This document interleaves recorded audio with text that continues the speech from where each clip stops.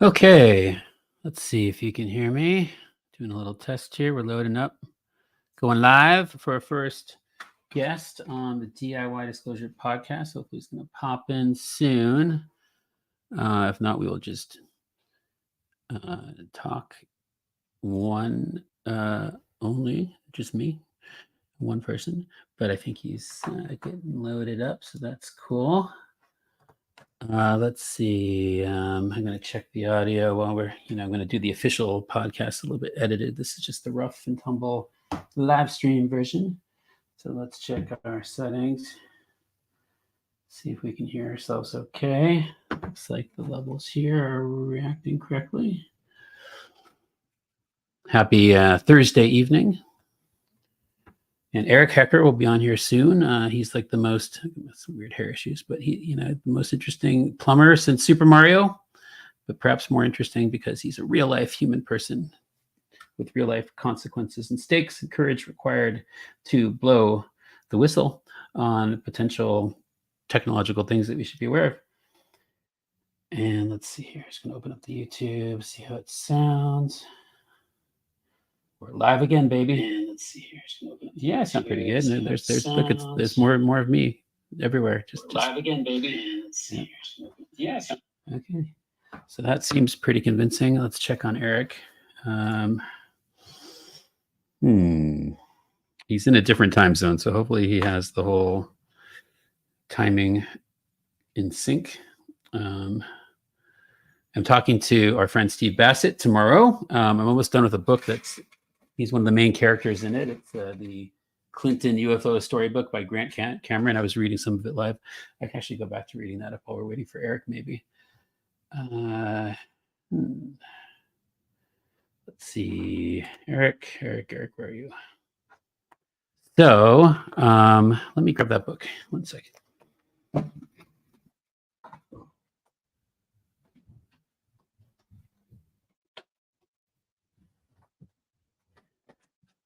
You know what? Oh, there he is. Hey, Eric, can you hear me? Let's add Eric to the stage. Hi, can you hear me? Good morning, Ross. I can hear you loud and clear. Am I allowed to say where you're visiting currently? You're far in away. Australia. He's in Australia. What brings you out there? I actually did 2 speaking engagements here. I did one last night, and it went over extremely well. Fantastic. Well, it seems like your audio is sounding good to me. So this is sort of our just soft opening. But now let me give a little coherence to what's going on here. Welcome. This is actually the first episode of my new podcast called DIY Disclosure. I'm really excited to have you. Obviously, we have other amazing guests lined up. Our friends, at least my friend Steve Bassett is tomorrow, and we got Paul Hynek coming up, all people who you might have vibed with when I had the pleasure of meeting you at Contact in the Desert, which was a real standout experience in my life. I love the idea of having you as the first guest because, it's called DIY Disclosure. And here we have the most interesting plumber I've ever heard of. I mean, I love Super Mario, but he's a cartoon avatar, actually, not to make anyone feel too sad about it, but you're a real life person with real life experiences. So it's been really cool getting to meet you and to research your website. And I've been on this whole fantastic rabbit hole on both Alaska, where at least you used to live, and the Dark Pyramid, and then getting very, very wrapped up in what's going on, of course, in Antarctica. So, yeah, how's everything going with you today? Not bad at all. Having a blast. I'm kind of on a high from how well last night's event went. It was very short notice for which I was going to come visit Australia and put these events together. And I guess we had no idea how the turnout would be on such short notice and what the interest was for Australians in regards to the information that I'm putting out there. But I'm happy to say that we have 2 shows where I was the sole speaker, and both of them completely sold out. I have another engagement tonight, and I can only hope that it goes as well as last night's event. There was a lot of questions that I was able to engage with the audience after my presentation, and There was a fistful of people that were familiar with my information prior to starting the event, but it seemed that the majority of the attendants in the room were relatively new to the information. So I think I blew some people's minds last night. Yeah, I mean it's definitely mind-blowing type things you've been through. I mean, even if you did not have these claims about the technology, which is literally mind-blowing and could, I guess, blow anyone's mind literally at any given point, not to freak anyone out. But just the fact that you spent what is it, 366 days in Antarctica? Like that Yes, alone is sir. something like I've never met anyone who's been there or, and Yep. someone who's worked there in an official capacity. So of course we're going to discuss that. Hmm. But where to begin? Yes. Okay. Well, we gave a little taste of the many exciting things you have to offer. And again, this is DIY disclosure, and here we have like an everyman with in my view, not an everyman level of intelligence, but this has been my view that it takes not that you're a regular person, but it's going to take people people to find disclosure. It's not going to, in my view, be handed to us. So I am grateful for people like you who are willing to share things and to go outside the box and outside the sort of sanctioned parameters of what we are supposed to be saying at any given moment. So we'll start at the beginning. We're going to do a little storytelling. I've been been looking into you and talking with you in person. When I first met you. So yes, I understand you had a childhood that would seem unique to most people.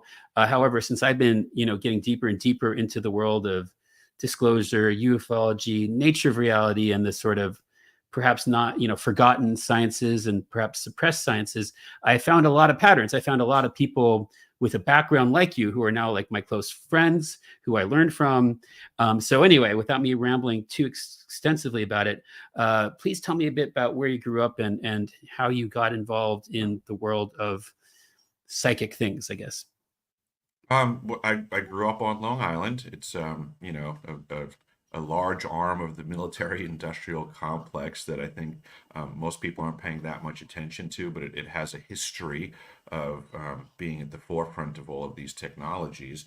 And with that being said, I guess quite simply, I was um, tapped by a program that unfortunately works with children in regards to remote viewing and the studies of consciousness and the um I mean, when you say like, what got me into these things, I mean that was it. I don't know um why they selected me for it.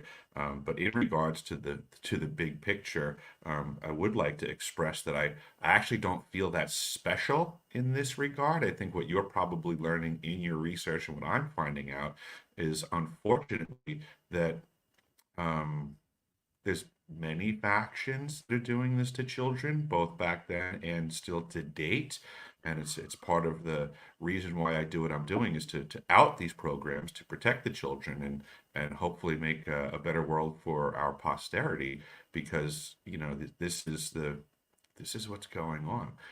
I'm only special in as so far as figuring out some things from my past, connecting some dots.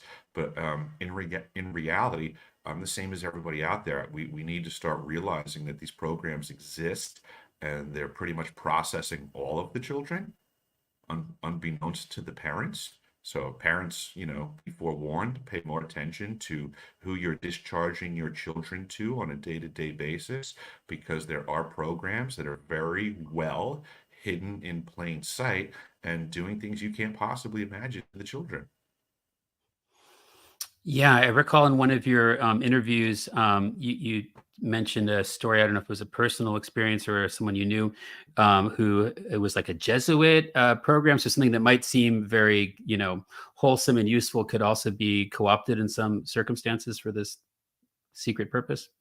Yeah, absolutely. There was a Jesuit facility on Long Island in New York. It has since been knocked down, but previously it was the residence of the Brady family, and at the time was the fourth largest residence built in the United States of America. And yeah, it seemed to have ulterior motives that were very much aligned with the Jesuits and MK Ultra type stuff being applied to children.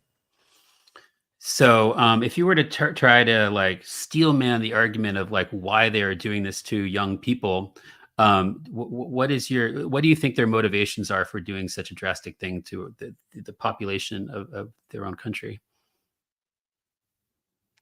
Utilizing their resources. I think what they learned is that, they were first working with adults in these remote viewing programs, and then they very rapidly learned that some of the issues in regards to getting good results had to deal with overcoming the biases that the adults had from their own life experiences. So then they moved in the direction of children because they didn't harbor such biases and were able to function better in these types of programs, I guess you would say, of consciousness study and remote viewing protocols. Hmm.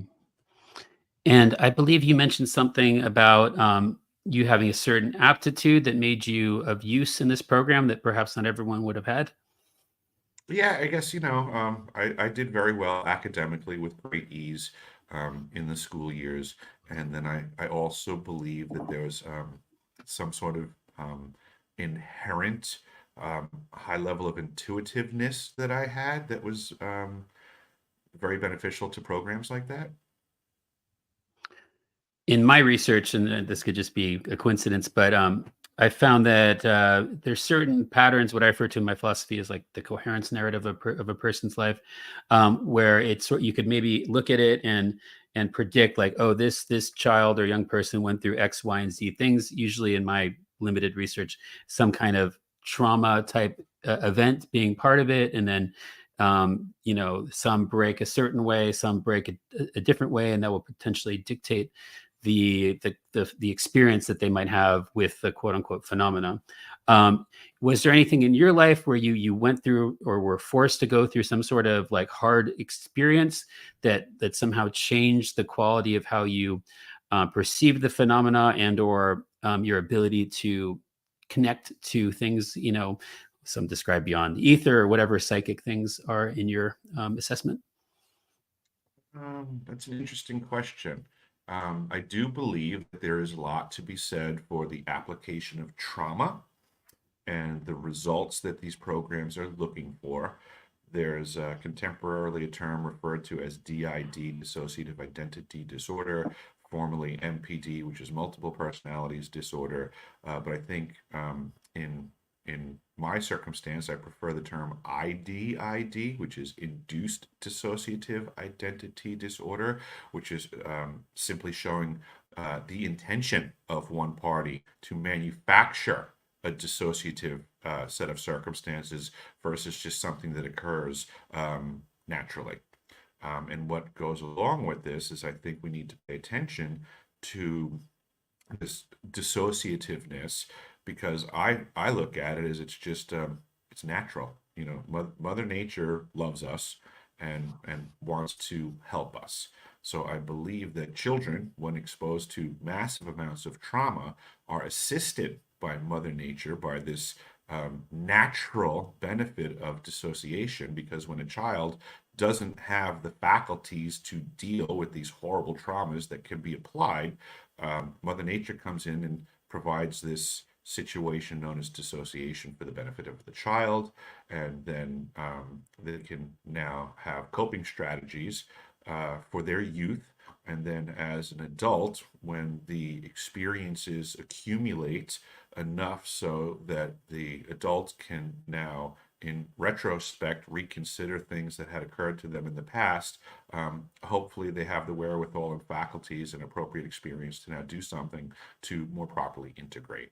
So I do believe that this knowledge of dissociation is something that's been known by certain factions for quite some time and was abused and applied to the children for the express purposes of creating dissociatives for experimentation.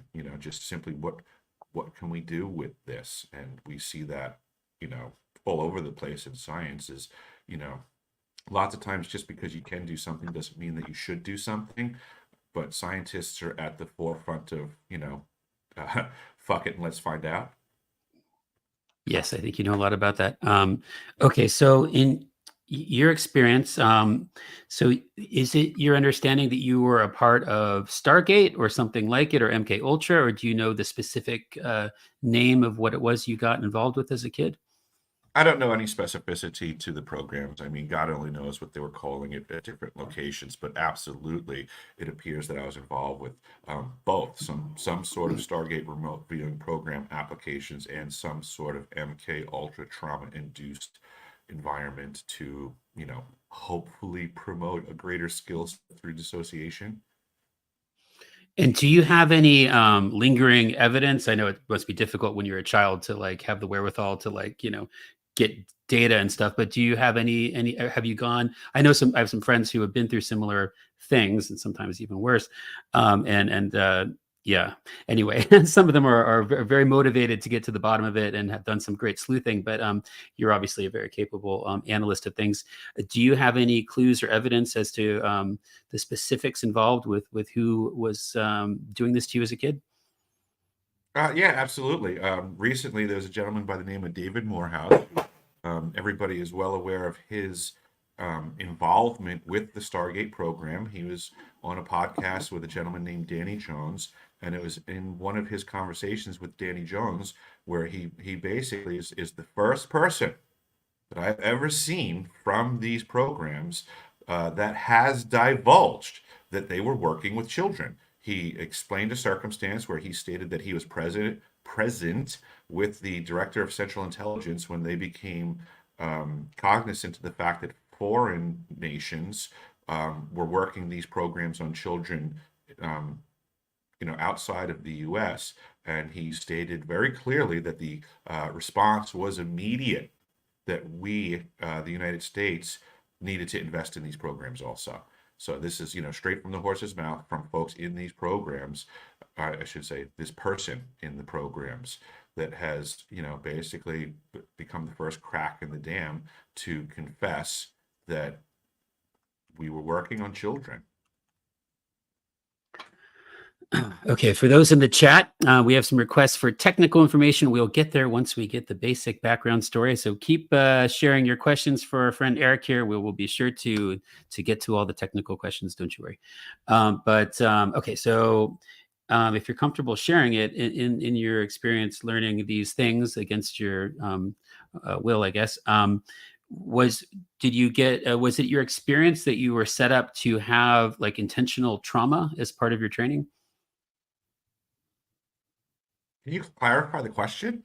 Okay, I'll try it again. Do you think, do you recall if they intentionally traumatize you in order to make you more psychic?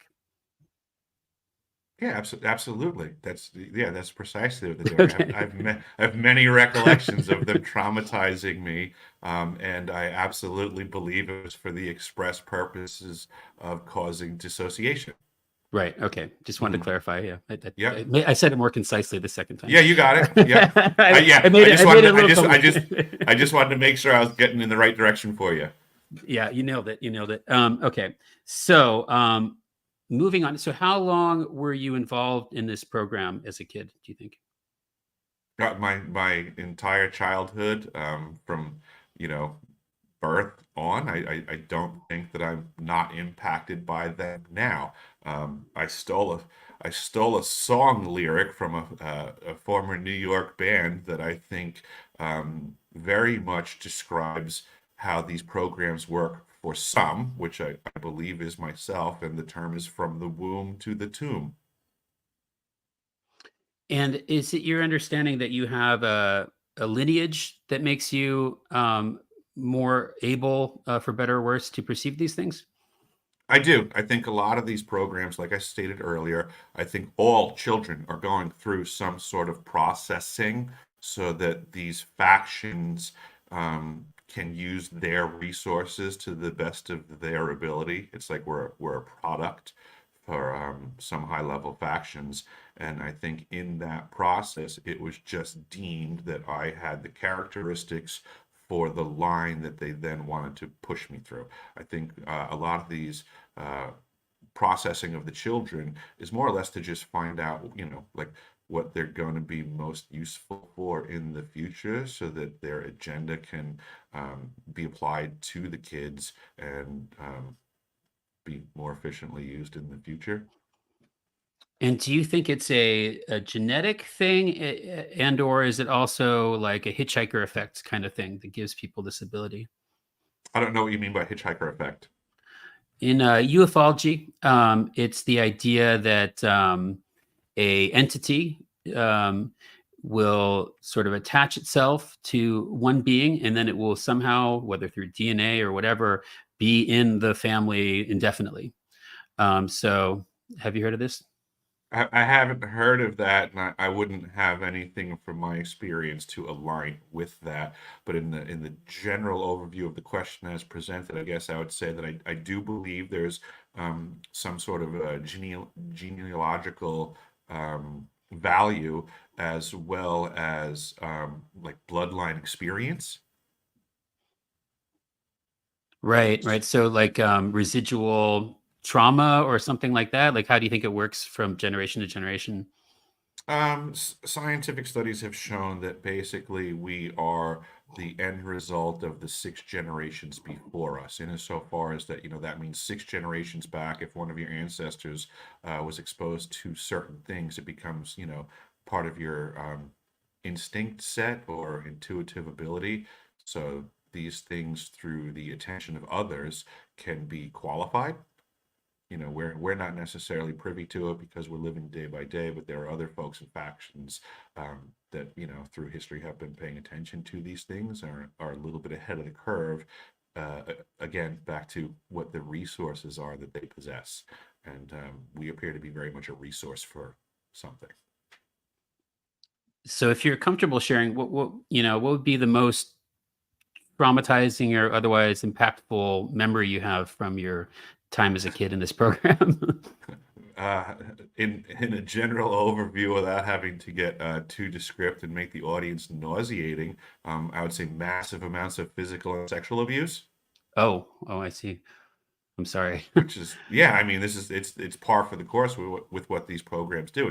It's the fastest way to traumatize a child and get the result that they're looking for, and they're very content in doing it. And this is why I'm warning the parents out there again.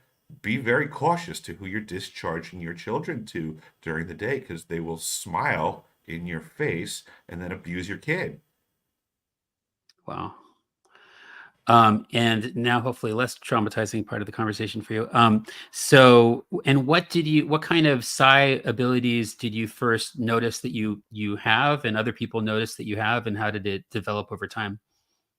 As far as me noticing, I didn't notice until much later on in life. In my childhood, they were being extremely dishonest. So I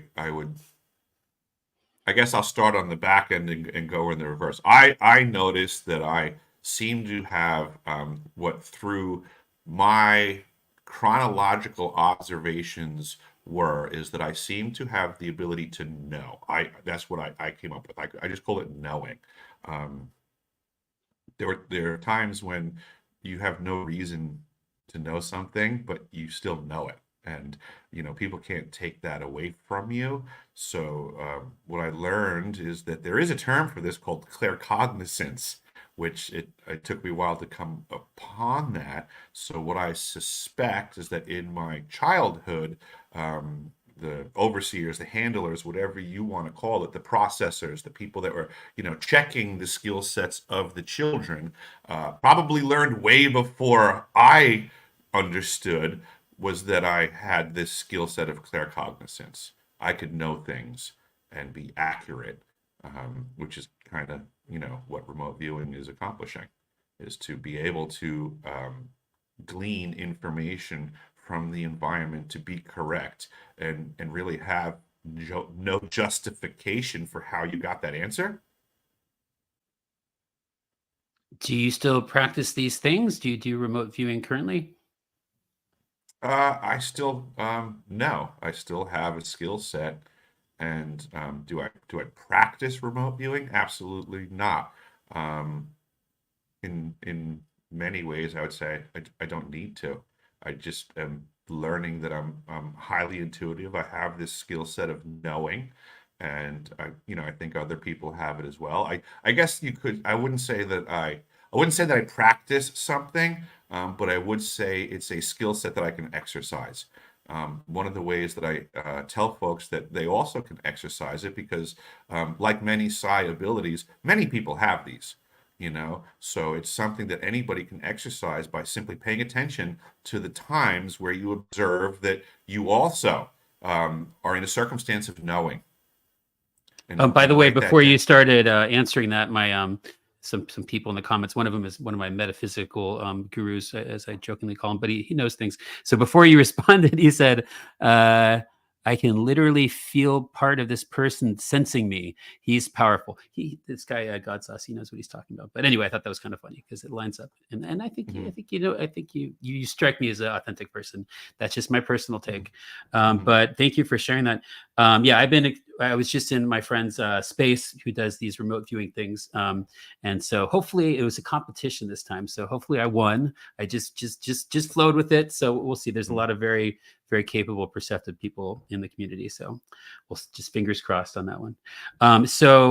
Okay, from your youth, and I'm sorry that you had to suffer.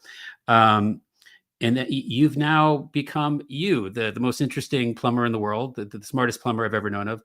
So you scored well. You were identified by the government, I guess, for being a capable young lad. So can you just sort of give me a summary of how you became the grown-up version of you? Hmm. Well, I guess if we just go in chronological order, I wound up doing a short stint in the United States Navy submarine service, which was an extremely peculiar circumstance for me, and probably the most challenging portion of my life to discuss because it is the only time in the entirety of my story that I actually did have to sign some paperwork and say that there are certain things that I can't discuss. But it's not wholly limiting. It just requires me to, be very cautious in how I word things. Uh, excuse me.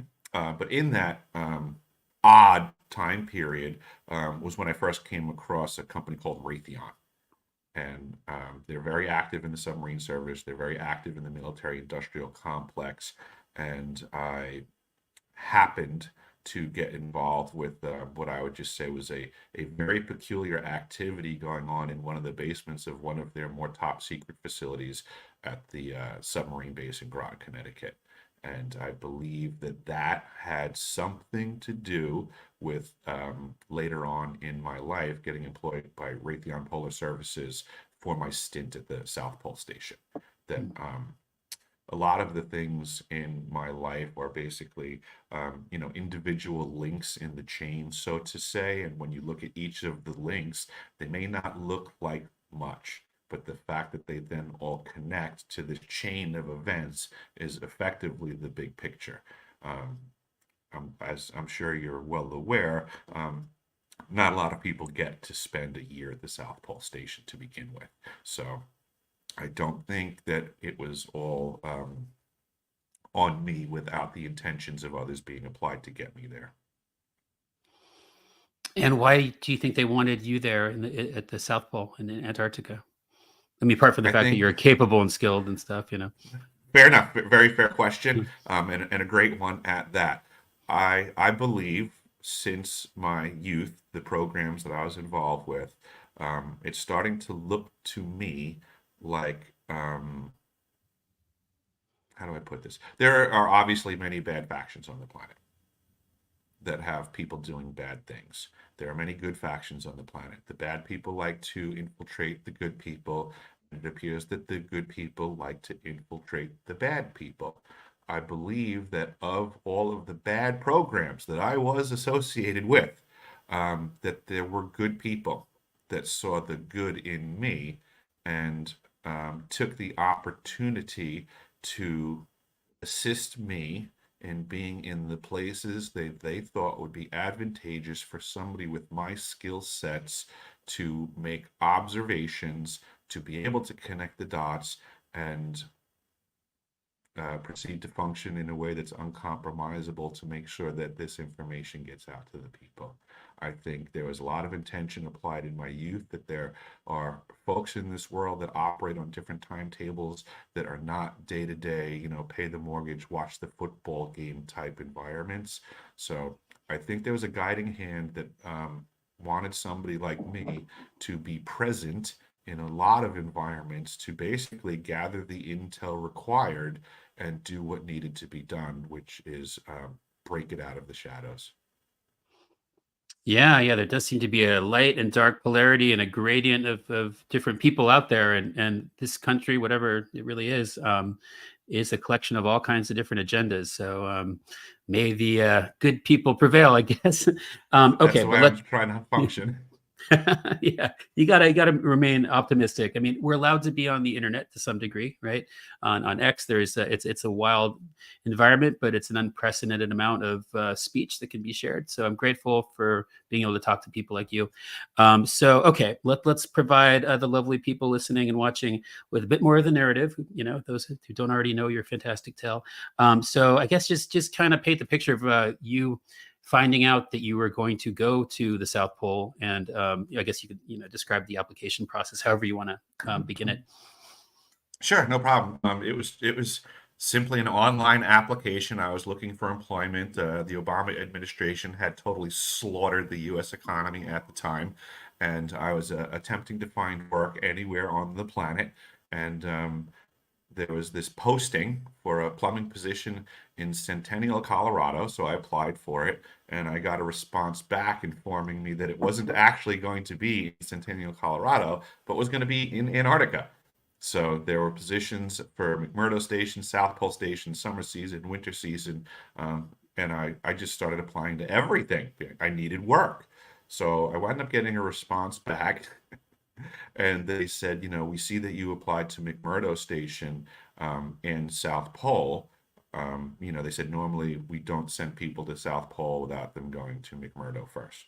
So, but with your resume and skill set, we'd be happy to give you a shot at the South Pole Station. Would you be interested? I said, sure.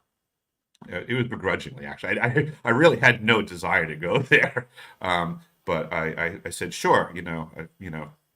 I'm open to it. Then they said to me, well, you applied for a summer season, you applied for a winter season. They said, we're actually looking for somebody that can stick around for both and do a whole year. Would you be willing to do that? And then again, begrudgingly, I said, sure. I wasn't getting any other offers. Nobody else was going to cut me a check at the time. So I accepted the position. So what did your intuition tell you upon arrival on this strange frozen world? My intuition kicked in on this one well before it when I found out that the hiring contractor was Raytheon Polar Services.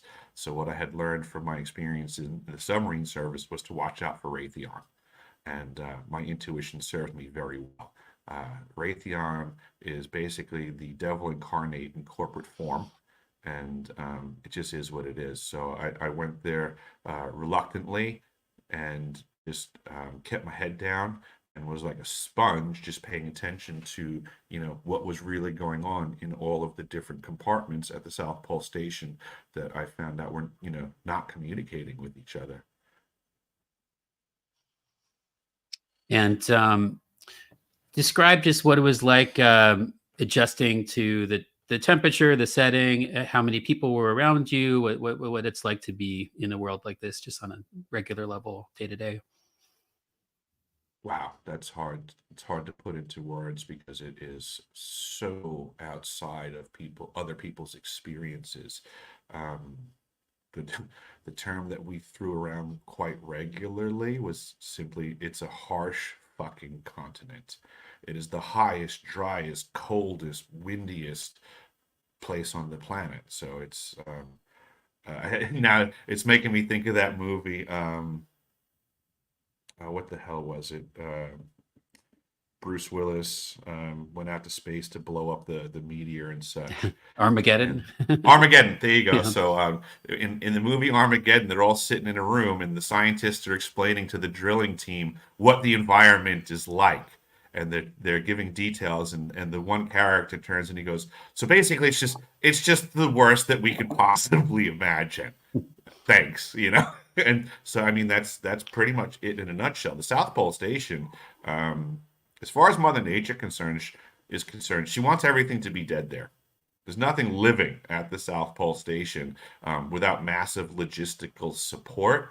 And that's something that I learned very quickly. I had to spend a lot of time outside in the elements. I had to walk from building to building to do my daily inspections of facilities.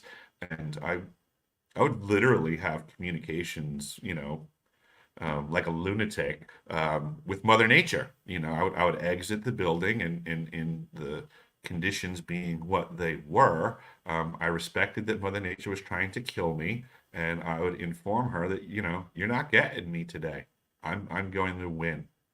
And that, I mean, that's how harsh of an environment it is that, that's where your brain goes. You realize Mother Nature is trying to wipe you off the face of the earth. And kind of like Lieutenant Dan in Forrest Gump, throwing his hand up at the store. Is that all you got? Like that was me and Mother Nature at the South Pole. When you first arrived there, like how many other people were working and what was going on? When I first showed up, geez, maybe there was maybe anywhere between 100 and 200 people. And the type of work that was going on, I guess you would say, would be opening of the station for the new summer season, having been mostly shut down for the winter season where they have much less people. The peak of the summer season when I was there, we had maybe close to 280 people for the summer season, followed by a winter season with only 49 people present. And you were there an entire year. Like what type of seasonal shifts do you experience there? Seasonally, you have winter. It's winter. It's cold. And there's different degrees of cold. Um, um, Observationally, you have one celestial day. So in 365 days at the South Pole, um, observations of the sun goes up and down once over the course of 365 days. Yeah. I like to pause at this point and express to everybody out there, um, although you may not be able to wrap your head around what I'm saying right now, um, what what I observed is sufficient enough information if you sit and think about it. I mean, in reality, I feel like people should be able to realize immediately with what I just said, but think about it. If you can't realize it immediately, there's no fucking way the earth is flat.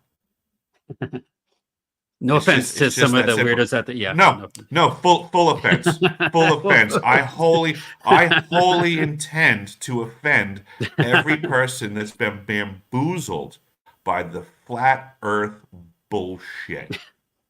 Mark Twain said many years ago that it's easier to bamboozle people than to convince them they've been bamboozled. Indeed. Yeah. I lived at the South Pole Station for a year. I observed the sun cycles. I have spent way more time up in the Arctic, the high Arctic, again, observing the sun cycles. I don't need a fucking link sent to me. I don't need someone to say, well, did you know that so and so said? I've lived all over this planet. I've observed with my own eyes, direct first-hand experience, how the sun works. That is the only thing you need to do is have your own ability to discern what you're seeing with your own eyes. And if you're fucking dumb enough to be confused by some other person's bullshit that can overpower your ability for direct first-hand experience, I laugh at you. Yeah. Well, it's Flat Earth DIY bullshit. disclosure. You went Yeah, this there, is you this is saw disclosure. it. I did this myself. Yeah, very, very well put. I did this myself. I traveled the globe to find out for myself. There is not a single piece of information that I have ever seen from the flat earth community that is not out and out shit. Cool. Preaching to the choir, no offense to those people, but let's get to the technology. Maybe. I mean, I want to hear more of the narrative of what you went through, but I just can't wait to get into the ice cube neutrino detector, and please, yeah, give us that whole discussion. Yeah, You got it. The let's Ice go Cube there. Neutrino Let's go there. Detector Yeah. is the world's largest telescope.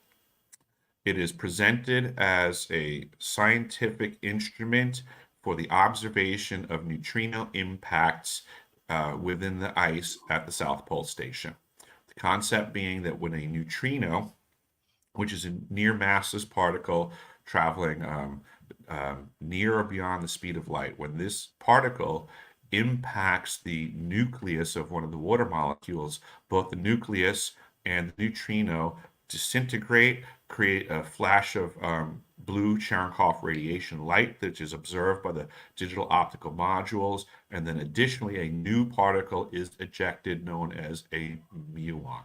That is what they're presenting the project to be, but it has a nefarious aspect. There are 5,160 of these digital optical modules that are embedded in the ice. And what I presented to the world and to the Senate Intelligence Committee in Washington, D.C., and to Arrow in their SCIF facilities, respectively, that these DOMs also can transmit at up to 2,047 volts. So basically, this is also the world's largest phased array transmitter, and as of recently, it has been slated to be increased by 10 times its current size. So this is a directed energy weapons system. It is one of 3 directed energy weapons platforms that I have expressed exist at the South Pole Station. This is real, actionable intelligence. This is verifiable. This is information that I have gone to the government, presented all of my documentation. They appreciated it. They thanked me for it. They told me that my information was going to be fast-tracked to Congress. They told me that my information was going into the National Archives, and this is because this is actionable intelligence. This is what we need in the community. We need to get beyond all of these people that are put on pedestals and spotlights and brought to these conventions with their speculative, unsubstantiated bullshit. The vast majority of what's going on in disclosure is not do-it-yourself disclosure. It's factional, it's COINTELPRO, it's motivated by the factions that are trying to control the information and the narrative. They have the money, they have the motive, they have the know-how, and they are not allowing the truth out. Folks out there listening to this conversation right now need to ask themselves, why is it for the many years now that I've been trying to get this information to the public that all of these supposed researchers, all of these producers of these events, why are they ignoring verifiable, actionable intelligence from being promoted at their events, but they instead put in front of you people that have stories that cannot be substantiated, that cannot be verified, that do not have actionable intelligence? And I would suggest that the only reason is they're part of the problem.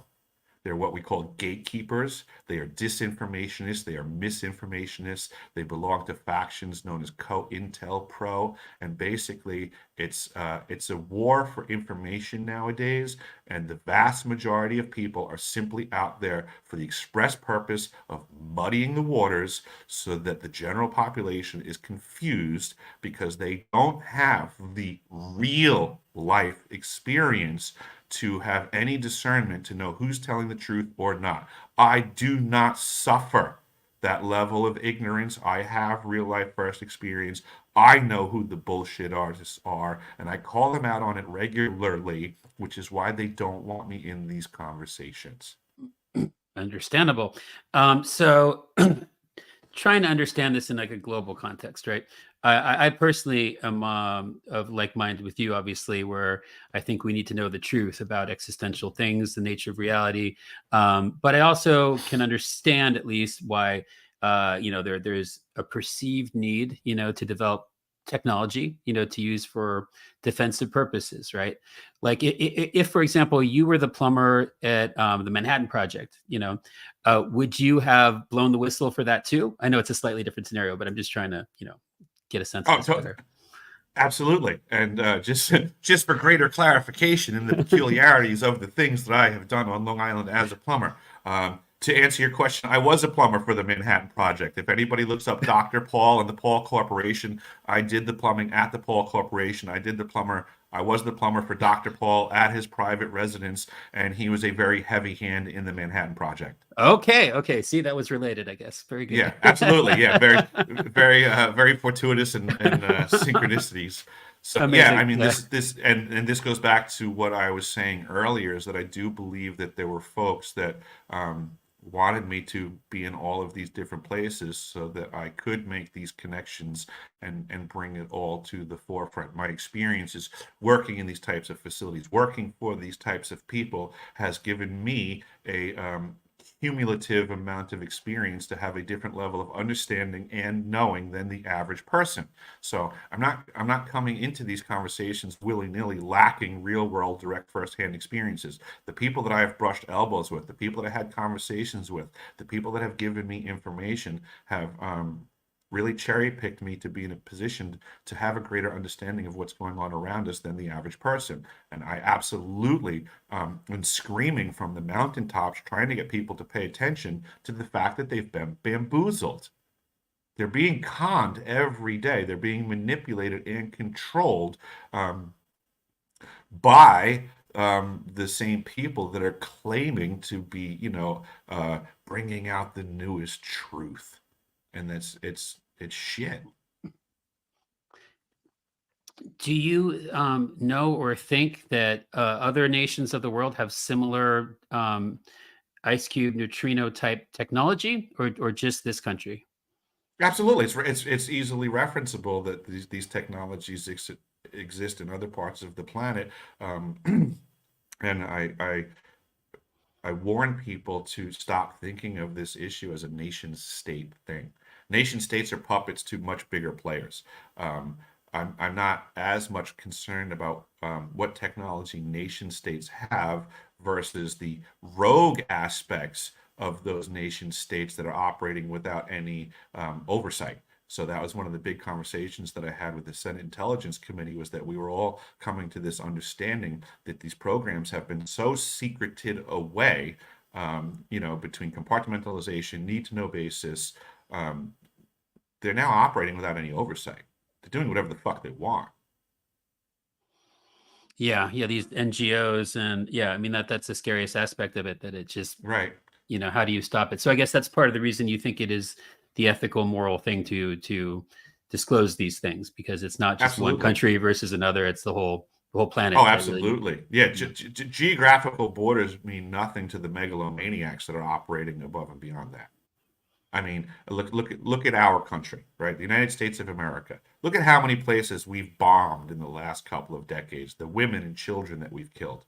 Do you really think that a geographical border would prevent them from killing women and children on one side of the line? Oh, we only kill women and children on the other side of the line because they're not in our country.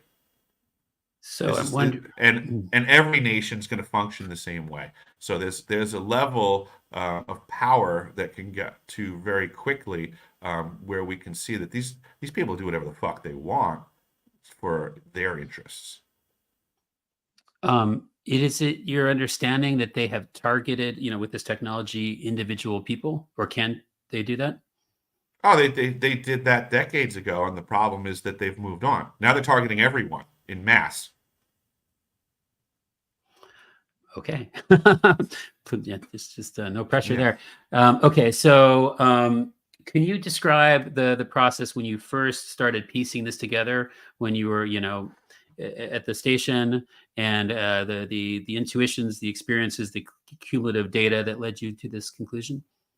I guess in that vein, the first thing that I would say triggered me knowing that there was shenanigans afoot would be when I discovered that the ELF system at the South Pole Station was in fact up and running when we had been told with great specificity that it was inoperable.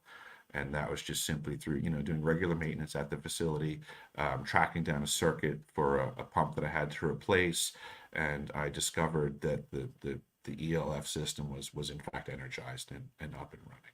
And that's the second directed energy weapons platform that I discovered at the South Pole Station in regards to this conversation. So officially, it was the first one that I became aware of, but the second one for this conversation. And there's a third one that is uh, a laser that fires out of what's referred to as the Atmospheric Research Observatory. And I believe it is a new technology that is being referred to as chemical lasers.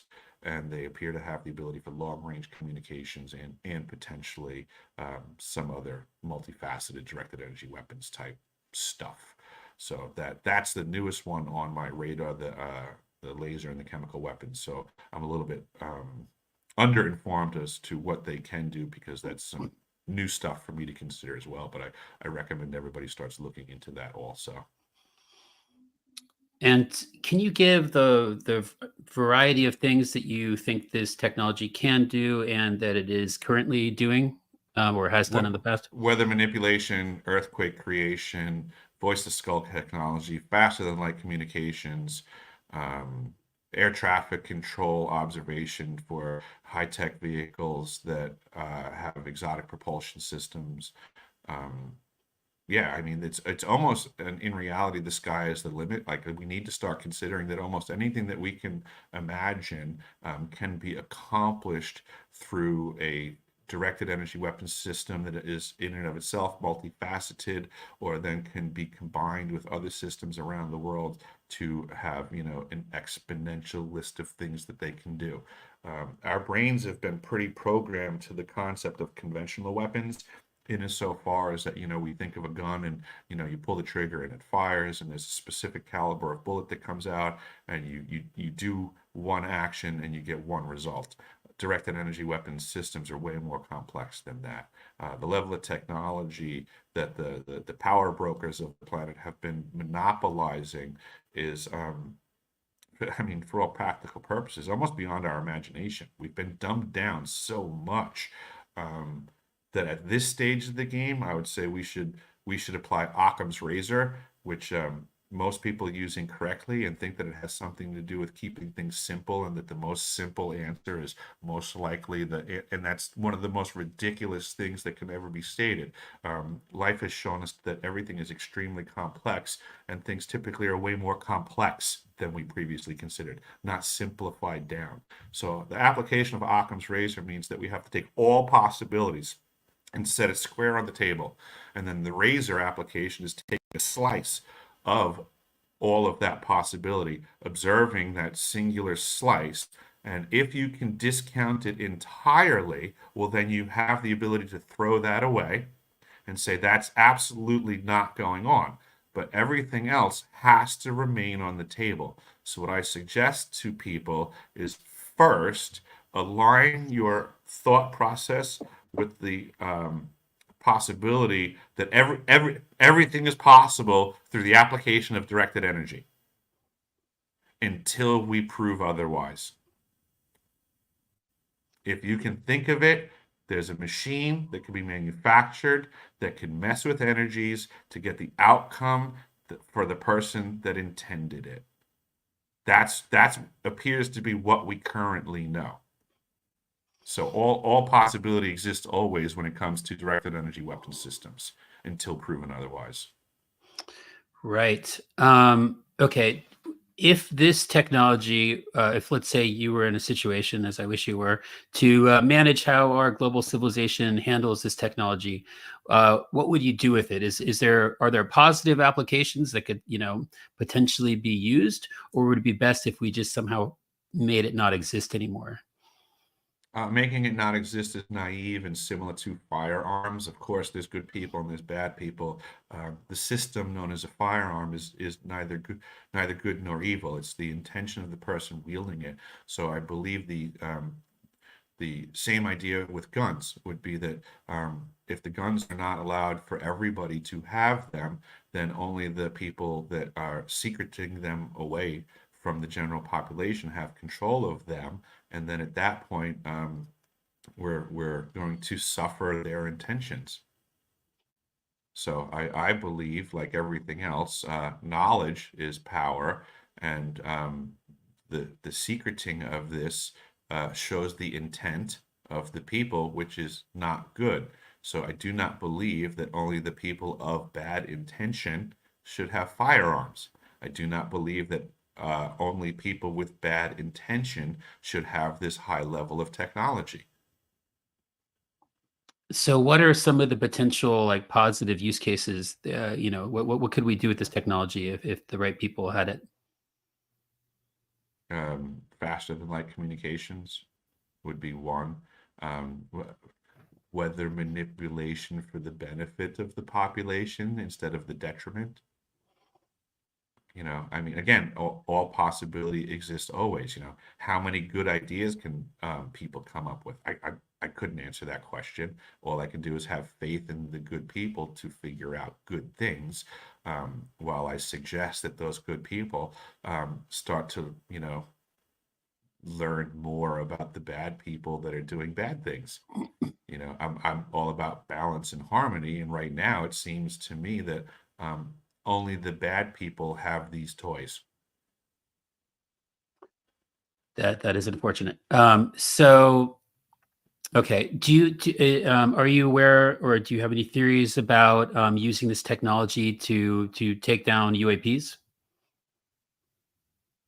Yeah, I mean that's that technology's been around since World War II. There was a what they were referring to as line of sight microwave um, microwave communications devices, which it's already been divulged that these were being utilized way back when to take down UAPs, UFOs, by the way, because UAP is just a modern reiteration, so they don't have to discuss UFOs anymore and admit that they were lying about shit. So back to UFOs being shot down by microwave weapons during World War II. Yeah, this is the exact same stuff, just better. Okay, going a little nonlinear. Have you had any experiences with the phenomena, with UAPs or orbs or anything of Oh, that nature? absolutely. In a fistful of occasions, I've seen UFOs. Some at South Pole, some in Alaska, some in Montauk, Long Island. They're around. If people pay attention, look for them.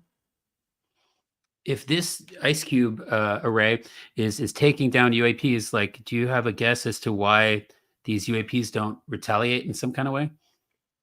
Who said they don't? Well, they didn't blow it up while you were there, at least, right?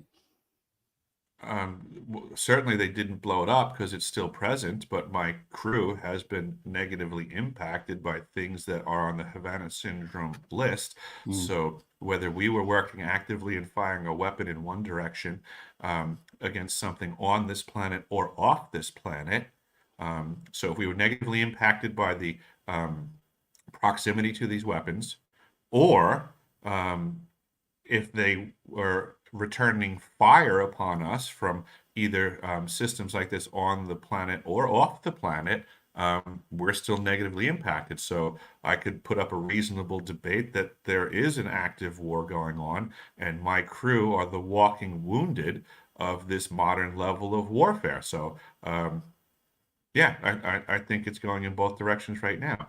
Did they blow it up? No, because that's you thinking conventionally about warfare, not the new kind of warfare. In the mind, yes, and whatever Yeah, else they want to do to you, yes, they can yeah, burn you to yeah. powder. Yeah. I would say somebody attacked us back, and we were negatively impacted by those weapons. And that's, Havana Syndrome list type stuff.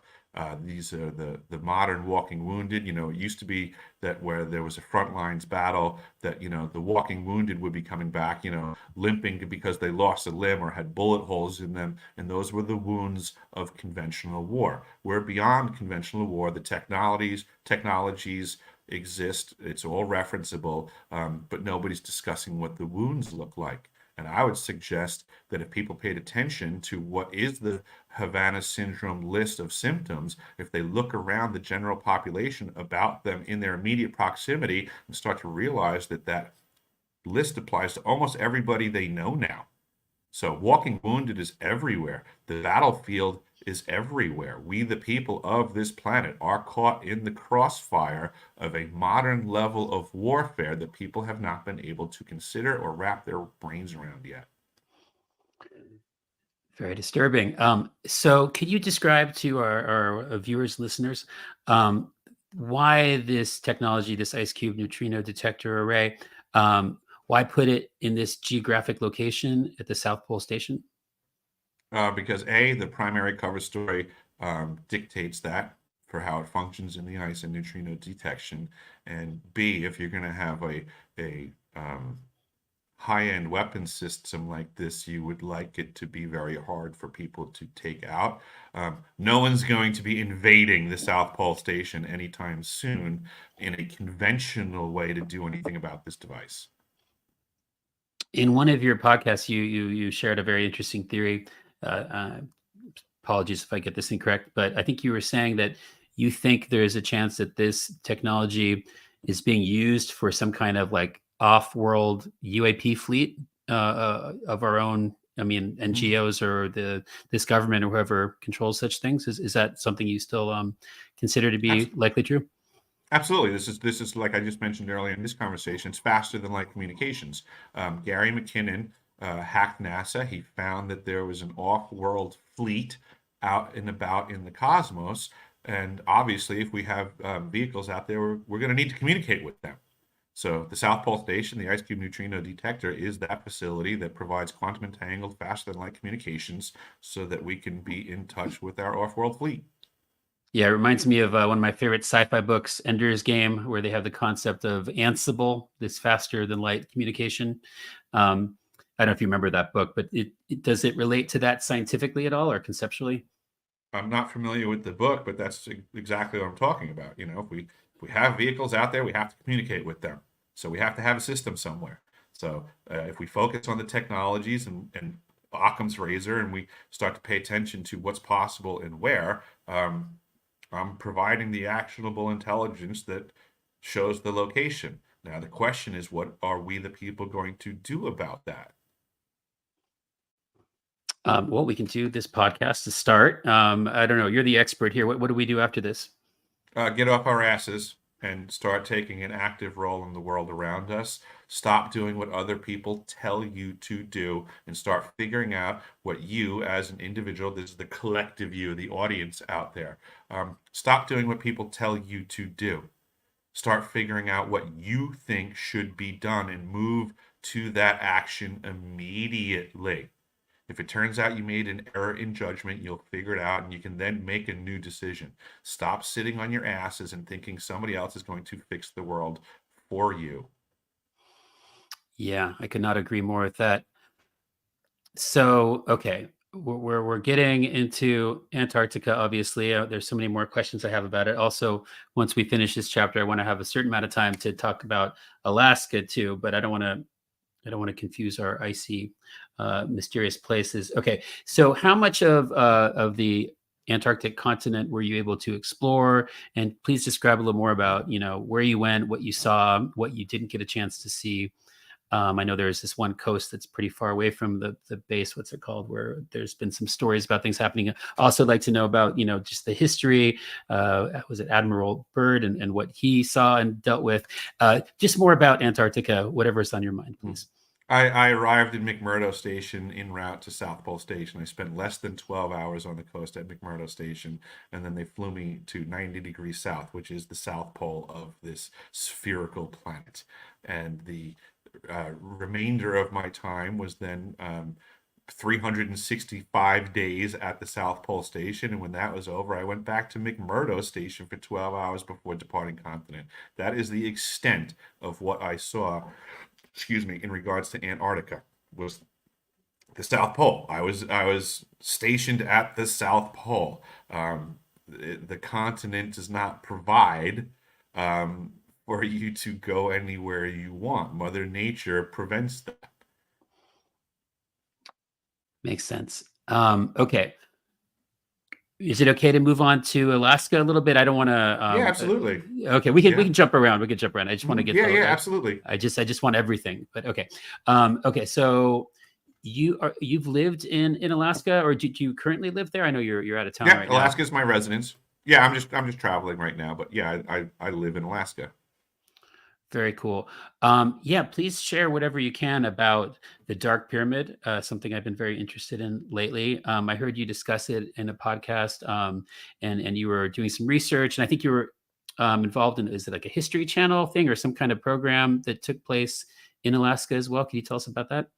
Absolutely. In regards to the pyramid, I think you might be a little bit confused. The pyramid that I came across was actually in Antarctica, and it was Oh, through a photograph from another Antarctic participant that showed the. I refer to it as the largest panoramic photo I've ever seen in my life. This thing's massive, and it shows a mountain chain in Antarctica, and then it's a photograph, right? But then there's text applied over each of the peaks in the mountain range to indicate the name of the peak. So, as an example, if there was, Ross Mountain or Hecker Mountain, they were just indicated, right? So each of these peaks was indicated, and then in this photograph, there's a pyramid in the mountain chain, and the text above the peak of the pyramid just simply states pyramid, not Mount Pyramid or Pyramid Mountain, just says pyramid.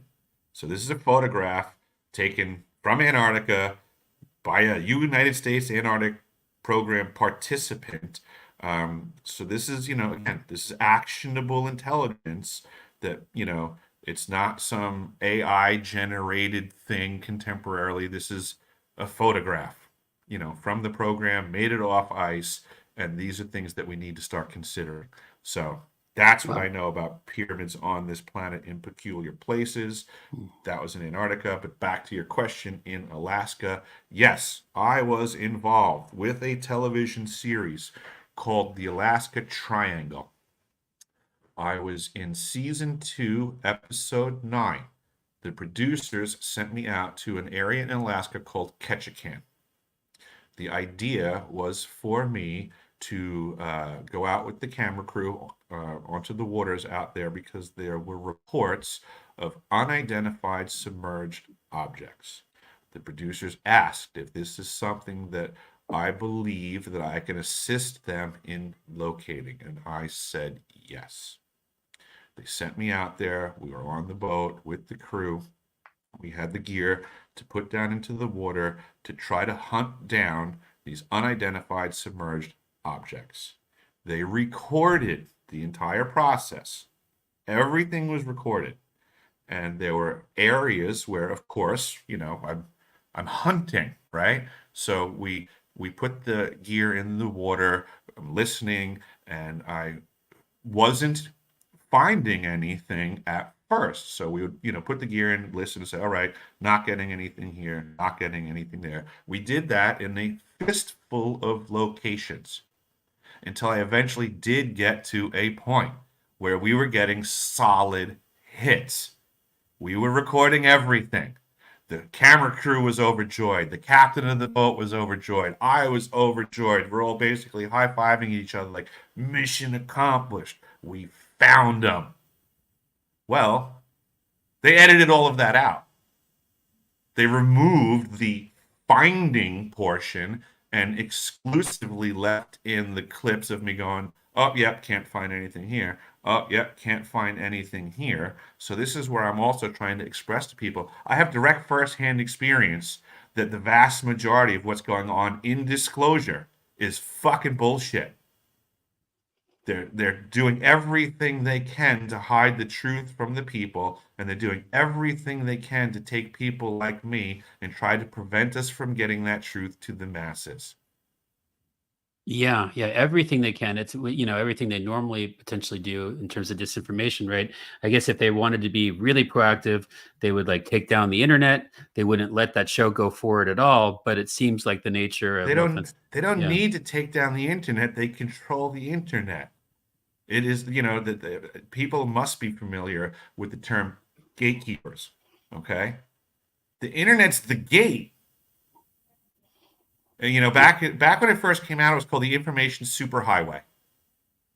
And the pretense was that we would all have access to each other and be able to share our information in an uncensored capacity so quickly.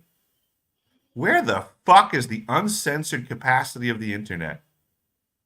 Yeah, it started that way to some degree. Interestingly enough. Absolutely, because that's what we were sold on. Yeah. But they quickly reeled it in, and now you can't say jack shit in any direction without a censor or a fact checker showing up, which shows that there are gatekeepers that have a key to the gate. And like George Carlin said, it's a big fucking club, and you ain't in it. Indeed. Why do you think there is this pageantry of planned disclosure at all, as opposed to just like in previous decades, just locking it down, more aggressively? Because it's easier to do it this way to misinform and disinform the people than withhold the information. Yeah, and I guess It's easier to fill the entire internet with fake content creators that are acting like they're unaffiliated with any agency when it's heir apparent that every one of these agencies from our nation, other nations, have the funding and the motive to be the disclosure community. If people think that the CIA can't afford, so you and I met at the Contact in the Desert event. Do you think the CIA can't afford to put on an event like that? Do you think the CIA can't afford to be funding every single UFO convention in the entire country times 100? Do you think they don't have the motive to do that? Wouldn't that really empower them to control the narrative? I mean, we the people have to have a really serious conversation. You know, everybody's very happy to be like, oh, did you hear what so and so said? I think that's so cool. And I'm going to share a link because I think that person's telling the truth. Yeah. Well, how come we as reasonable adults can't engage in the more challenging conversation of, hey, Ross, who do you think's totally full of shit? Shouldn't we put the liars on blast? Shouldn't we take the people that are muddying the waters and pretty much hang them from nooses figuratively? Wouldn't that cause more truth to get to the masses by removing the liars? But it seems like we have a whole industry that doesn't want to discuss that. Doesn't want anyone to discuss that. Doesn't want there to be any consideration that there might be a wolf in the henhouse, or that the henhouse might just be strictly full of wolves pretending to be hens. Yeah. Well, yeah, we have Because to get to the truth. that's what my experience is. I'm learning as someone with verifiable, actionable intelligence is that pretty much every door I show up to, I'm finding a fucking bullshit artist. It's the topic itself lends itself to, I hate to say it, but grifters. And it's cool to meet someone like you who, has not done things to sell products, or described yourself to be some sort of guru figure. So yeah, it's a topic that really has the propensity to be exploited. So there's that. Absolutely. And there's so little data points. There's a lot of data out there, though, as you know, but there's a lot of opinions and testimony that cannot be corroborated, substantiated, or supported by fact, and that seems to be the information that's being pumped to the masses every single day. How come? People need to ask themselves this: why is everybody so enamored with shit that can't be proven and screaming? All the people want the truth. I hear them asking for it. Everybody says, if somebody knew something, they would say something. Well, I'm somebody that knows something, and I'm saying something. I would like everybody to, you have a chat room there. Ask everyone why is it that someone like me is not a figurehead at these events? Why am I not the center stage presenter? How's that even possible if these people are good intentioned? Well, I guess maybe you don't want that, but I think you. No, I do want, because yeah. as an obligation to humanity, this is why I'm doing what I'm doing. I would have preferred that this happened quicker. I wanted to just take my information, drop it on the internet, and have good people run with it and inform the rest of the people. What I learned is that's not happening. And what I'm in the fight for now is to figure out why and who I have to remove from the equation, because it's ridiculous that I just keep coming across more and more gatekeepers that are obvious to me not interested in getting the truth to the masses. Yeah, yeah, no, that is a occupational hazard for trying to figure out what's going on around here. We all have dealt with it. But I'm whatever I can do. I support people who have firsthand experience and things Mhm. to say, as opposed to people. I'm not going to name names, but you can. Mhm. Of course, you're your own person. But then, and I don't understand why you wouldn't do that. This is exactly what I was getting at. If there are Yeah, people that you believe are telling the truth, you should put your stamp of approval on them. If there are people that you are thinking are a detriment to the truth community, why would you refrain? That is not helpful. You're now tolerating it. yeah. You Well, are I don't know that. enabling it. I have some suspicions that maybe Then you privately should voice I that. could. You can clearly state, I suspect that this person is disingenuous. And we should all be doing that, and then that way we can all work together to find out who is disingenuous. By not engaging this conversation is a detriment to the truth movement and humanity on a whole. This is a chapter that we need to turn the page on and start becoming bold enough to say, you know what, maybe I don't know. There's a lot of people that you support that you don't know that they're telling the truth, but you will clearly engage them under the possibility that they're telling the truth. Why not let the pendulum swing in the other direction and say, you know what? This person rubs me the wrong way. I can't prove that they're full of shit, but I certainly am not buying what they're selling. Those conversations need to be engaged, Yeah. we're never going to grow in this community. This is the problem with this disclosure community, is everybody's too fucking chicken shit to do that. Yeah, no, I agree. I just for me personally, and I can't speak for other people in terms of my personal ethics. I have a whole philosophy about it. It's called algorithmic jujitsu, but it had an aspect of it is called revolutionary civility, and that's the idea Mhm. of trying to get along with people. But I do have these Well, conversations the term privately. jujitsu indicates that there's a fight going on, Oh, it is. There's also the war on right? war. So So, yeah, right. it's So that means that there's proactive activity, that you're not going to just sit there and take punches, but you're also going to throw some, because that's what fighting is exactly. about. Yeah, but it's jujitsu, so it's meant to be the most. Anyway, it's just my style. Maybe I'll change to your Mhm. program. But it's a work in progress. But Mhm. in terms of me, I don't. I also have it's algorithmic jujitsu because it has to do with making the internet, like we were just talking about, much better, like it used to be, and up to its full potential, right? And so there's a lot of considerations. But I don't like in terms of the internet and how I would like to do social media, would be not to have like slander and things like that on the timeline, but instead be able to share things, but to require some degree of evidence, I guess. So I don't. For me personally, I'm not. You do you. You can talk about anyone you want here. You're Mhm. your own DIY person. You're the epitome of it. But for me anyway, a work in progress idea is to not say anything like that publicly until I have receipts, I guess. Well, But to do it, how yeah, about, well, like you said, evidence based, right? yeah, Um, Stop discussing anybody who doesn't have solid evidence. Stop platforming people that don't have solid evidence. That in and of itself is still accomplishing the same thing that I'm suggesting. exactly, Is that if people don't have evidence, fuck them. yeah. Well, this is why you're my first But guest because you right, were there, you yeah, saw it, yeah. yeah, and You we you have have we have a archives, yeah. whole industry that keeps platforming people that have no evidence. So I would support your type of jujitsu, but I would suggest you hurry up and stop discussing people with no evidence and continue to promote people with verifiable, actionable intelligence, because that would assist in demuddying the waters. Exactly right. Yeah, that's my intention, and you can help me Mhm. with your knowledge and research. Yeah, Mhm. as you are already. Yeah. And yeah. So okay, back to Alaska.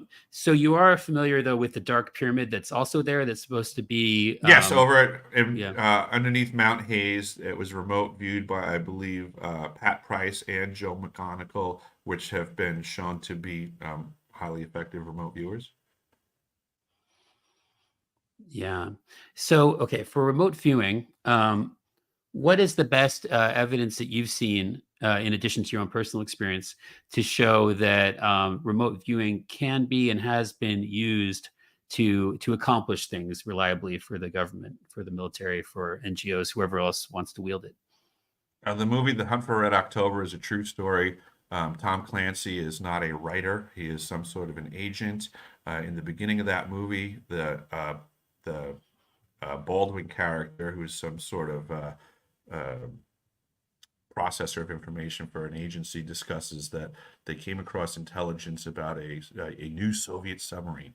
Well, this is all based in reality. Joe McGonigal was the remote viewer that did this in reality. He discovered that Soviet submarine inland, and therein lies, I mean, the start of the movie.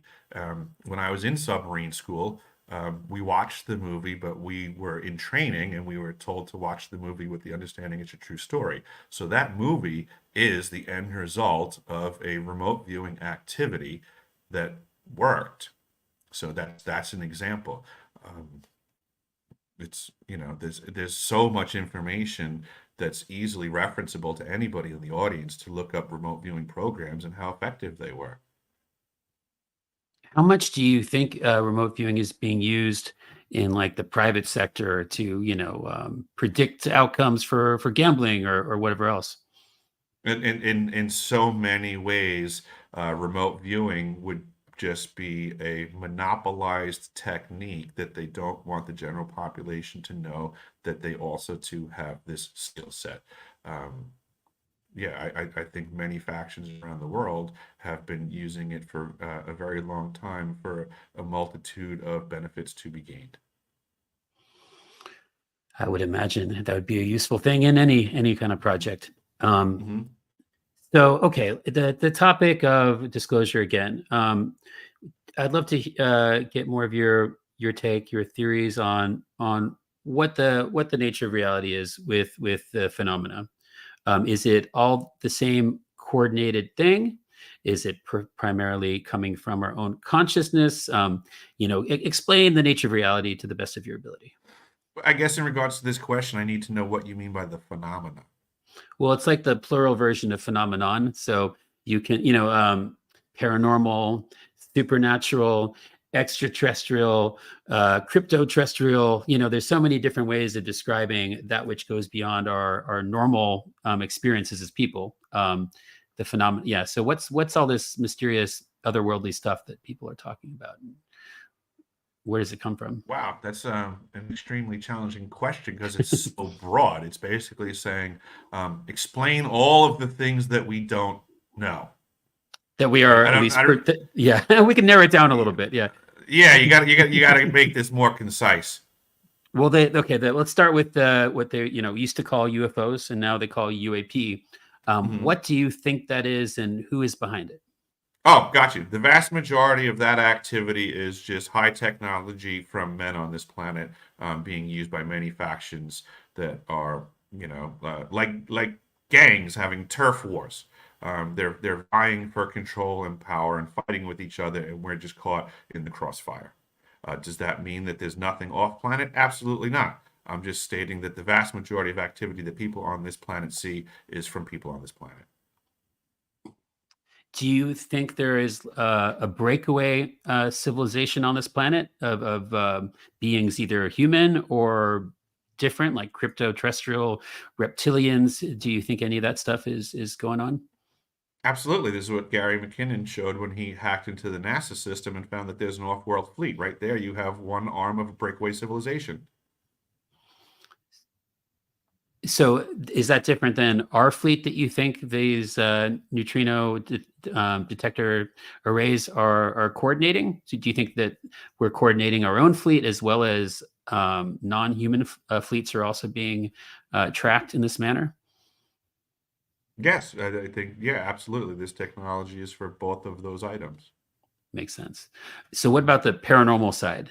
Have you experienced that yourself? Do you think it exists? And do you think it's related to the UFO UAP phenomenon? Absolutely, because under the umbrella term paranormal, remote viewing is a paranormal activity for which I have direct firsthand experience in, and I think it is absolutely pertinent to what's going on and what people would consider UFO technology, that there appears to be something consciousness related, which would be paranormal. Do you think, I mean, I've seen some scientific research that suggests that some to maybe all of these UAP type encounters come from the individual consciousness, and that in some, maybe all cases, it is as if it is 5D printed from beyond the ether, in terms of how at least some examples of encounters take place. And that would include potentially the nuts and bolts UAP crafts that have been seen and or gathered, as well as perhaps these gray alien beings that have been, I guess, dealt with and captured based on the stories. No, I'm going to go back to what I said before. The vast majority of any sightings, engagements, interactions are just simply high-level technology from people on this planet, and the people that are victimized by the activities are underinformed, unable to understand what's being presented because there's such a discrepancy in what they know and what the technology is. And then there's also a lot of applied intention for those same folks to be misinformed and disinformed and have their minds led in a different direction. So no, I don't think it's as you put it in the slightest. I think it's just confusion from people being ignorant to what's available on the planet. And but you think some percentage of it is non-human beings doing these things. Does it seem like, as you implied, that they are less that they interfere less with us, the non-human beings who have craft of this kind?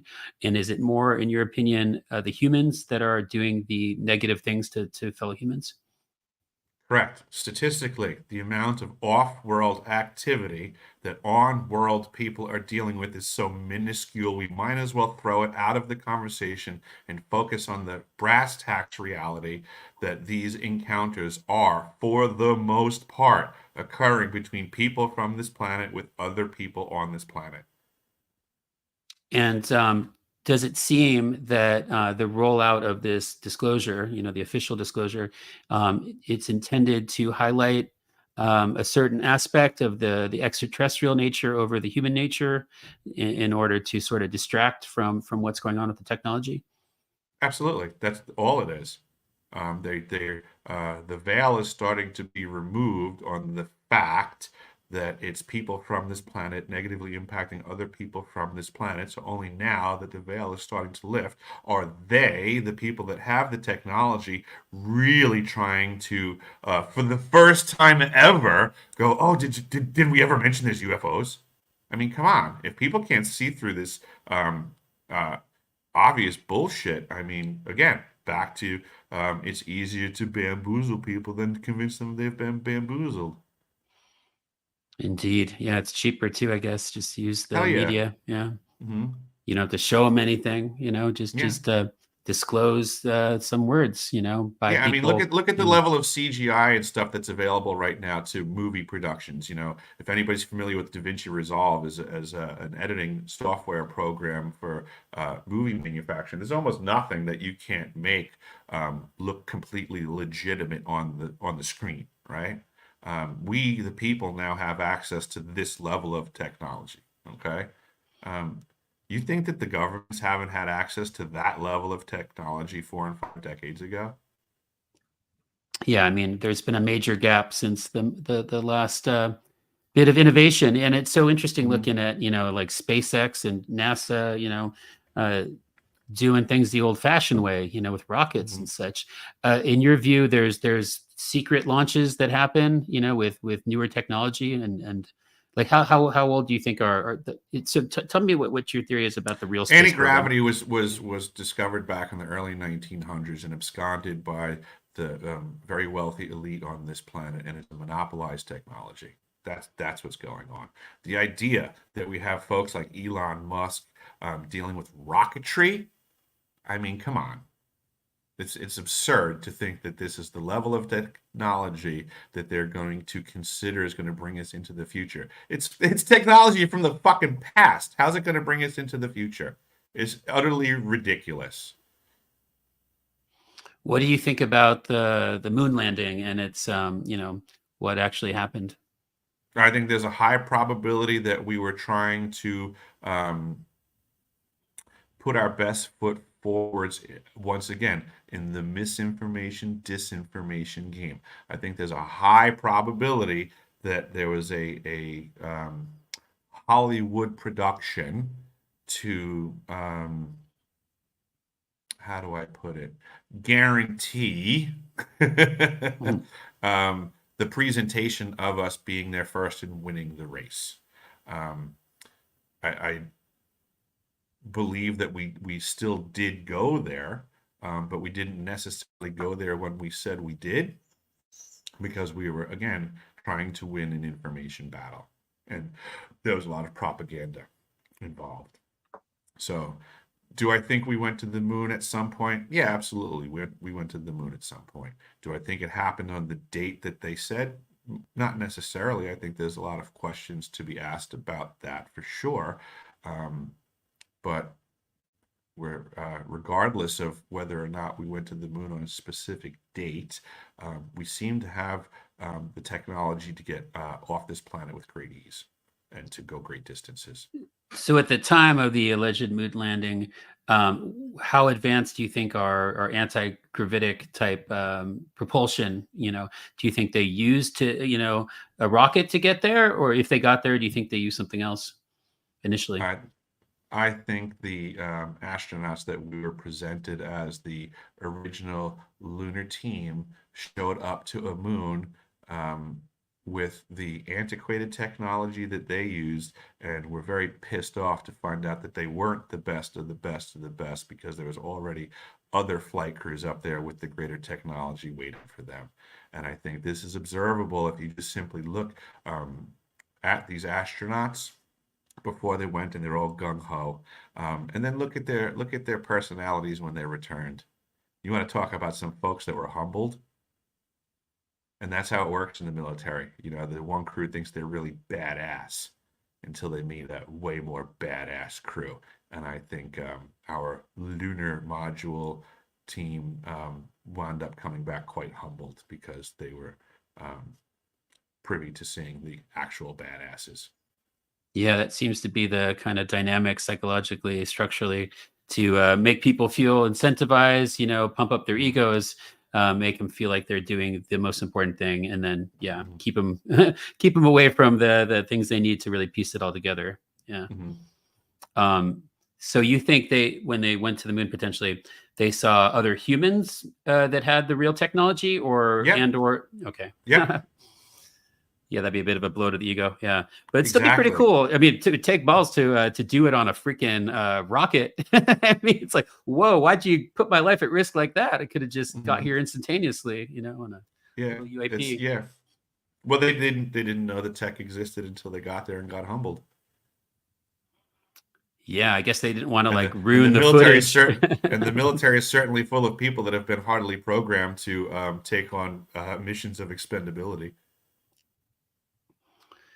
So, okay, this is conjectural stuff, but since, at least statistically, in your view, the non-human beings have been less of a problem than the human beings, which is, quite obvious to me anyway, being a human, dealing with only humans so far, and the nature of many of them.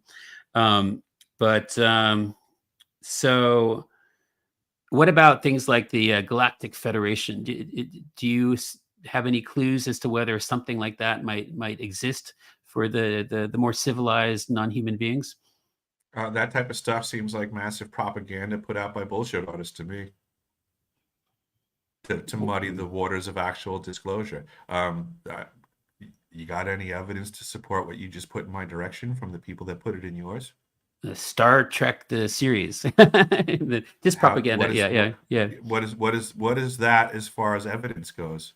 It's just propaganda. It's just, but yeah, it does Right. muddy the waters. I suggest you go back to the people that you heard that from, and you ask them for evidence, or tell them to shut the fuck up. I have not gotten any evidence, and yeah. There you go. So if there's no evidence, then there's no evidence. Yeah. But in terms of the clues, piecing together, right? If the, What's a clue? What are the clues that you're talking about? well, the clue is disinformation and the motivations to potentially be giving it, Ah, right? Yeah. that is more heir apparent than any substantiating evidence for a galactic federation's existence. Yeah, I mean, so on one hand, right, just to kind of muddy the waters, right, you'd have the extraterrestrial idea to keeping you away from our technology. No offense to those Correct. who've developed it so brilliantly, and then also the idea of a galactic federation personifying, turning anthropomorphizing it to be like human Hmm. stuff, getting you Hmm. away from consciousness, which would be the thing to help you maybe gain some control of the situation as human population. Yeah, and to condition people to keep their asses on the couch under the false pretense that the Galactic Federation is going to come fix everything for you. I Yes, mean, it's this is just standard operating procedures for the agencies that are, into population manipulation. Yeah, it's got to confuse and render you docile. Hmm. Absolutely, and they're doing an excellent job of it because there's certainly not people out in the streets rioting for more freedoms and liberties. I mean, we just went through a whole processing program called COVID-19 that conditioned the shit out of everybody. Yeah, so it isolated us. It kept us plugged into social media, which they can control. And yeah, what do you think is the intention behind keeping us physically separated, if anything? Control. It worked great. Everybody did what they were told to do and shouldn't have done. Every single person should have known better. Every single person should have resisted. But what we observed was they didn't. We lost that battle. The modern battlefield is in the mind, and we as a group totally lost that battle. Well, it's not completely over yet, but it probably is. But That battle, yeah, that that battle, battle, yeah, that one. The war is still waging. yeah, That battle was solidly lost. indeed, that one, We yes. have to be honest about that. Indeed. I am 100% on the same page. But I guess what I'm getting at and I'm wondering about is it forced us to be online more, right? If it was the early days of the internet Mhm. where it was not as censored and you could really find and share information in an unprecedented Mhm. global way, it could have brought us closer. My whole philosophy is kind of about this, by the way, trying to Mhm. improve, the hive Mhm. mind for constructive purposes, like we're doing right now. Mhm. So I'm a bit of an optimist. I just try. It's the only way I can survive is to try to find a way Mhm. forward. And I think during the pandemic, I that's when I found spaces, which you should join us at some point if you feel comfortable doing it, because it is a unique thing. It's away from the algorithmic timeline. When you're in the right kind of I do as yeah. much as I can to get off the internet as possible, and I highly suggest everybody else starts partaking in the same activity. Just like you mentioned earlier, that what part of that operation did in that war, in that battle that we lost in the war, you're correct. It forced us all to get on the internet more. That's to our detriment. I agree. Yeah. So I mean, I absolutely I will not be getting on Spaces, and I will get on the internet as little as possible as a primary goal in my life. I thumb my nose at virtual reality all day long. Reality is better, and you learn more from that. And I suggest everybody else listening to this starts doing the same thing. The internet's your fucking enemy at this point. Your cell phone's a weapon to be used against you. Stop carrying it around with you everywhere you go. Start distancing yourselves. Remember way back when there was, the planking challenge and everybody was going to work on getting more physically fit because they're going to plank. And they could start at 30 seconds a day and then a minute per session and then 5 minutes. And next thing you know, you're planking indefinitely. Well, you know what? I challenge people to the cell phone challenge. Exit your house without your phone for 5 minutes. Distance yourself from it. Increase that number. Keep it away from you, outside of arm's reach. Increase your ability to distance yourself from the technology and watch how quick you become actually educated and happy. Yeah, well, that's crucial to my philosophy as well. There's different chapters of the epistemology. The one we're kind of living in now is called the War on War II, where the War on War I was trying to find ways to participate online without compromising one's ethics or integrity, right? Which was an uphill battle, as you could imagine. But War on War II is a much happier time. I'm in it right now. It involved meeting you in real life. And so long story short, it has to do with spending much more time with real people in real places. So I could not agree more. People need to stop going onto the internet to finding chat rooms, and they need to go to a room in reality and find people to chat with. Yeah. But I start. also, Here's a way that we can have a compromise, right? Let's look at the internet like a drug, right? And there's a difference between use and abuse. Okay. Here's a healthy way to use the internet. Start a meetup group on the internet so that you can then find people in your locale that you can actually meet face to face in a real room and have a real chat. Not the digital version. Yeah. One is better for a human being than the other without argument. Yeah. I mean, the internet should be a tool to bring people in physical reality closer together in a more deep and meaningful way, not as a thing that keeps that from happening, which is what it is now. And it started with, it was accelerated during the pandemic, obviously. Yeah. Absolutely. So if you're not working harder to make a more human connection every day, you're losing the next battle. Yeah. But here's the thing that I like about the potential of the internet when it wasn't so corrupted, right? Was that it can bring people together from around the world. It's nice to do the local thing, and you have to do that. And I am working on it, obviously. But I think, like with what you're saying, one of the many things I love about your mission and your information you're sharing is that it's meant for the whole planet, all planetary life, to because these nation state things are kind of an illusion, and the power transcends it. And if we are to potentially resolve this, connecting to all human people and recognizing the overlapping cross section of the things we have in common, and have that be as filled with actual provable truth as possible, like what you're sharing with us. So that's why it's a balance. Like to use, as per my philosophical practice that I'm still working on, just to go in and when I'm on the internet, do something like this, which in my biased opinion, I think is good and virtuous. But then to spend time with family and real life people as well offline. I think we can. Well, if all works out, we can make a better social media to start and a better internet, which I can tell you about at some point. Obviously, it's an uphill battle because there's people who pull the strings that might not want it quite that way. But I think it's good to at least spread these ideas about what's wrong and what could be done to improve it, at least theoretically.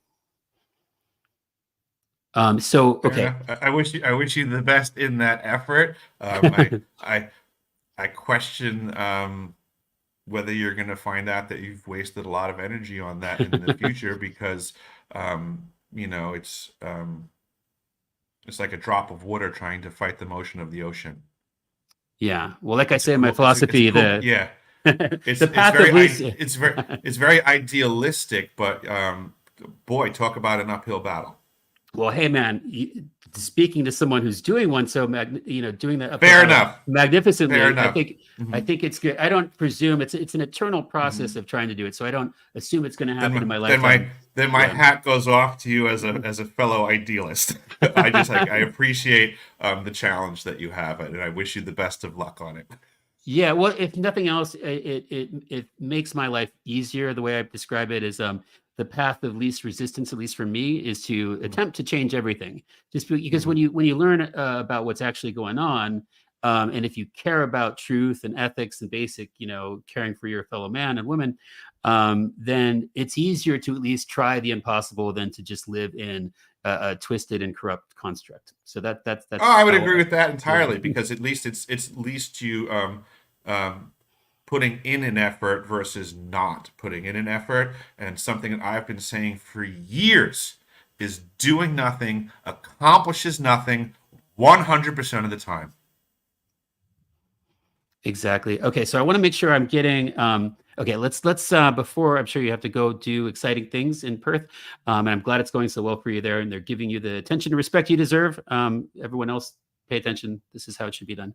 Okay, I'm going to scan through some. Okay, guys, if you're on the chat, please repost any very relevant questions so I don't have to scan through the whole thing. We've had a lot of people excited about you here. That's fantastic, and I actually I love questions because lots of times it's very challenging me to pull from my memory banks what I think is pertinent information. So it's very helpful if people have questions because I'm very happy to answer them. Okay, great. Everybody, okay, okay, that's a confusing question. Armstrong basically went totally dark. Okay, that was a moon thing. All right, everybody, give me the relevant questions below. Now copy paste. Okay, there's a lot of up and back here. Okay, well, while I wait for them to repost their comments, so I want to make sure I'm getting all the tidbits on the, okay. Let's go back to Antarctica, please, sir. There was 366 days you were there. So can you tell me a bit more about the technology and how this version of this array differed from the other ones? I think you said HARP was the one of the initial versions of this, and it was like a 2D versus 3D system or something. Absolutely, great recollection, and that is it in a nutshell. So prior to the ice cube neutrino detector, the HARP technology, which is an extension of Tesla technology, was something that would be an antenna array on the surface of the planet, which would give it the dimensions of length and width. It's two-dimensional. The ice cube neutrino detector now goes vertically down in the ice, so it has length, width, and depth. So it's just an exponential growth in capacity to be a phased array transmitter. It's, it's just mathematically there. It's just it's the next iteration in becoming more manifold. Okay, great. And if you could tell us a bit more about what you consider to be the use cases of this thing so far. I believe you mentioned an earthquake. Where was it? Like New Zealand or something you thought maybe was Yes. associated, for example? Yep, Christchurch, New Zealand, in February of 2011, when when I was at the South Pole Station proper, the ice cube neutrino detector and what is known as the Amundsen Scott South Pole Elevated Station were both transitioning from their construction phases to operations and maintenance for the first time ever. It was, completion and coming to fruition. So the ice cube neutrino detector in February of 2011 came online and effectively caused the earthquakes in Christchurch, New Zealand that decimated them. It was conveyed to me that this was a friendly fire incident. I do not have any reason to believe that the information that I was given wasn't true, but I am open to the idea that I may find out differently someday. That tidbit could be that people were being lied to. It is possible, but my current understanding was that as far as my crew understood, it was an accident. Yeah, that'd be a strange thing to attack the good people of New Zealand. We love Lord of the Rings and Peter Jackson, after all. I mean, geez. Any other examples of this that you're aware of? Define this on that question. I mean, there are of potentially an accidental and or intentional bad use cases with this technology that happened. No, not from my experience. At that point, they seem to have the weapon dialed incorrectly. Okay, we got a couple of questions trickling in. Christchurch catastrophe. Yeah, we got into that. More cowbell. Don't know how that relates. Okay, something due to the three-dimensional array. Are they working with ultra low frequencies, and can it make holographic scenes? If that makes sense. Yeah, it sounds like a guy that was at the event last night. He wasn't, but he's good into this stuff. The low frequency stuff was in the separate system, the ELF, which I determined to be active. So that's just the other system, not necessarily the ice cube detector array. And as far as holographic production, albeit I do believe that technology exists, I don't believe that it is these systems. Okay, thank you for answering that question. You guys can hit a follow up if you think of something. Another question from the community, my dear compadres. Uh, what does Eric, know about the exotic power? I don't know what that is, but hopefully you will know what that is. My understanding is that the exotic propulsion systems eject neutrinos in the process of them accomplishing their mission, which is why a system that is existing at the South Pole Station to observe neutrinos can be utilized like an air traffic control center to pay attention to what systems are moving about, the atmosphere, above it, below it, interior. Yeah. Okay, another question, which I thought of.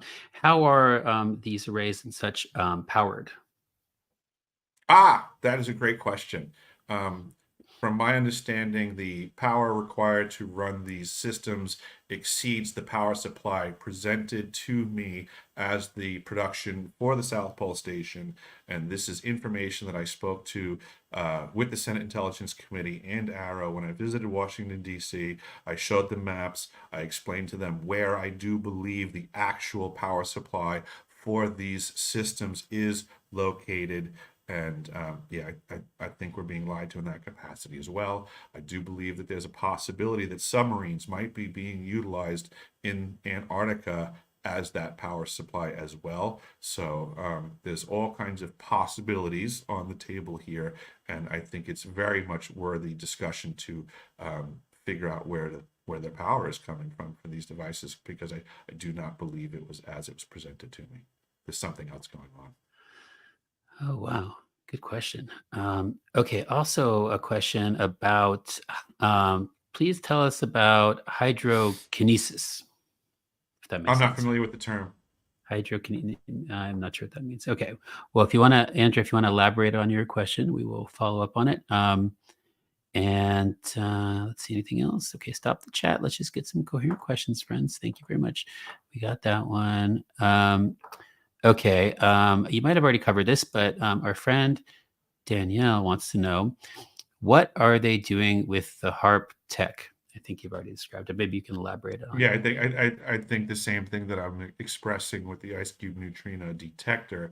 It's just that the neutrino detector is much better at doing the things that HARP had been doing up until this time. So, when you talk about weather modification, earthquake creation, um, um, communications. All of these things can be done by these directed energy weapons platforms. It's just some are better at it than others, and the HARP arrays being 2D are just less functional than this new arrangement, which adds the third dimension to it. Okay, here's a slightly more terrestrial oriented question that keeps coming up in the community. Do you support the candidate Stephen D. Kelly, if you're comfortable sharing, who wants to storm the Getty? Are you familiar with this? Oh, that guy's a super fed bullshit artist. Fuck that guy. I met him in Las Vegas. That guy is someone everybody should be careful of. He's a fucking fed. So I'll take that as a no. Okay, great. Let's Yep. see if Fuck let's. Steve Kelly. Okay, we got a clear answer Yeah. on that one as always. I always know where you stand on things, buddy, which I like. Yep. Yeah. I don't pull punches, Ross. And this is what I'm learning going to these events as a human being, engaging with human beings, and getting my ass off of the internet. Once you are in proximity to these people in real life, it's very easy to hide the nuances of being a human being and whether you're genuine or disingenuous. That guy is a total con job, and all you got to do is spend 5 minutes in his presence. Yeah, no, There's a it is. lot more. There's a lot more to human conversation than words coming out of our mouths. And when you are in someone's zone, when you are in proximity, there's energies involved, there's facial expressions, there's body motions. These are skills that people are losing their ability to engage and discern. I don't suffer lacking those skills. And when I was in proximity to that guy, boy, was he screaming, I'm a con job. Yeah, you can really tell with a lot of these people. It's a lot of work for people to just put on an act all the time. And yeah, when you're Correct. in real life, there's a lot of tells. Exactly. Okay. And yeah, no, I mean, meeting you, I mean, Yeah. you're just, I don't know. I don't, it's amazing how people function all the time, putting on a facade. It must be so exhausting. But yeah, you Yeah, and definitely, if you press him on it, they usually can't hold it up for long. yeah, yeah. Yeah, he Um, can only say storm the Getty so many times before you realize he doesn't really give a damn about storming the Getty. Do you think that there are people involved in that movement that have some authenticity, or is that just like maybe a sheep in wolf's clothes allegedly who is Oh, kind for of sure. trying to? I absolutely believe that there's the possibility of good people infiltrating any bad organization, but I'm also becoming all too familiar with bad people infiltrating what is presumably a good organization, and he absolutely seems to be one of those people. I can't begin to tell you how much I watched him try to control every conversation around him and redirect everybody's energy. What I've been proselytizing to people since I've gotten into this community is that anytime you find good people pretty much accomplishing and gaining ground for the benefit of the people, you will find that these factions will send over immediately three groups of people: moles, provocateurs, and dissipators. To get in and try to dig information out that you haven't made public, provocateurs to try to antagonize you to make you do something that you shouldn't do so then you can be held accountable for it, and dissipators are the worst of the bunch because they smile, try to act like they're your friend, and what they're really doing is trying to redirect your energy and waste it. Stephen Kelly is a dissipator extreme. He's very good at what he does. Okay, perhaps you can keep educating me. I mean, I'm relatively new to ufology. I mean, I've been involved in the topic Mm-hmm. my whole life as a filmmaker and screenwriter.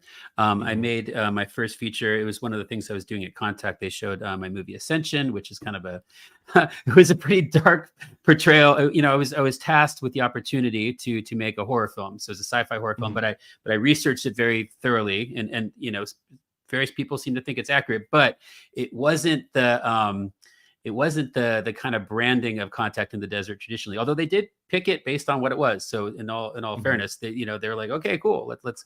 But some of the people who saw it, especially because I did my lecture first on my philosophy, which has a light and love vibe, but for the purpose of war and war, it's proactive as you intuited it.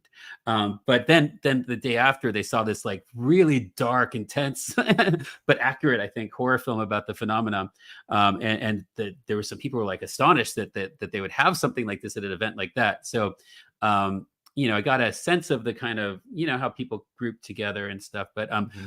with that said, are there any people? Because me being relatively new, but I'm going hard, as you can tell. I'm really investigating Mm-hmm. the nature of reality to the best of my ability, to the point of death, and there beyond should the opportunity present itself as for the epistemology. But I do acknowledge that it's we're still early days of the eternal process of doing this, and I have much to learn. So this is part of the reason I love being able to do this with other people and to learn from them. So who in your view, in the world of disclosure and or ufology, do you in particular feel to be inauthentic, like this example you just described?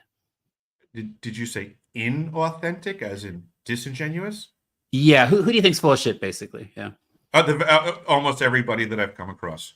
I find it to be the rarity that we have people that are actually trying to accomplish the mission as presented. Saeed David Farman, the producer of 5D events in Las Vegas, which hosted Stephen Kelly, which enabled him to be the dissipator that he was. Co-producer of the 5D events, who was at Contact in the Desert, a gentleman by the name of Eric, quote, the Healer Datamer. These guys are total con jobs. So I spoke at this 5D event. I engaged with these people and gave them the opportunity to deliver on who they said they were. What wound up happening was, after I gave my information at the 5D event, I was contacted by Saeed David Farman and Eric the Healer Datamer. And I was told that I had to figure out how to take my information and make it support the flat earth model. I told them to go fuck themselves, and they told me that you're no longer going to be on any of our events. So this is what's really going on behind the scenes, is that people are absolutely trying to manipulate and control what's going on, and I would have nothing to do with it. So those, I mean, right there are three scumbags that I, learned from my own direct first-hand experience, are trying to manipulate and control the narrative so that people are ill-informed. What's your take on what's going on with people like Rush and other, alleged whistleblowers? Oh, folks like Grush are dogs on a short leash. Grush and his crew rolled out basically as counterintelligence to what was going on with Greer and his crew. Hmm. Do you? He has no direct first-hand experience for anything. Why was once again someone who has no actionable intelligence, no corroborating evidence, no direct first-hand experience is now given the floor in front of everybody? Yeah, well, you don't want someone with evidence because that would complicate things. But do you think that people like Rush are sincere, though on a short leash? Like, do you think people like Rush think they're providing truth to the world? Yeah, take your time there, buddy. Give me 1 second here.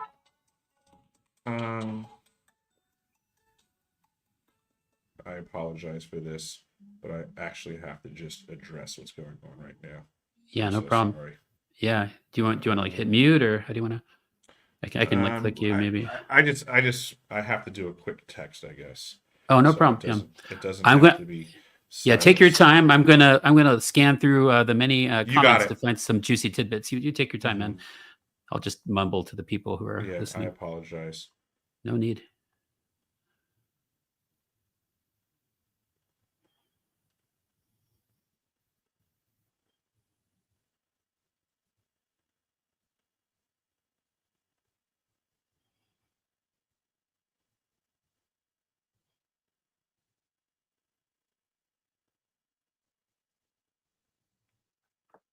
Okay. Just let someone know that I'm still being interviewed, but it was a person that I need to communicate that to. Okay, cool. Where were we? Well, you were giving me some heads up on people. We were talking about Grush, and I was wondering, you said you think he's on a short leash, which makes sense. Mhm. Do you think there's a chance that he believes what he is doing is the right thing, and that he is earnestly providing as much information that he has access to? I do not. I think he is just another typical agent that's doing what he's told. Gotcha. Okay, let's get to some of our friends' questions. Here's a slightly more potentially fun one. What is your opinion on Sasquatch being another aspect of the phenomenon? I find that highly intriguing. I'm not very informed in what's going on in the Sasquatch community. It's relatively new on my radar. Um, I would leave it on the table until I can prove otherwise. If there's something to be said for it, I guess I would challenge those that are bringing this to the table to converse about, to start providing their proof. And I hope it's not. I hope it's not a pile of speculation. Fair enough. Yeah, I haven't really gone down this rabbit hole yet. I will in time. Mhm. Okay, my friend, Real Alien Hunter, has a question. Have you seen a graviton generator? I'm not familiar with what a graviton generator is. Okay, Real Alien Hunter, if you're around, you can provide some more context on that one because I don't know what that is either yet, and I'd like to know. Okay, I was going to get very technical. Okay, here's some loose thoughts from my friend. Phase differences in ultra low frequencies from a three-dimensional array, for instance, are these propagation waves? Are they able to travel faster than light? I think you already kind of described that maybe.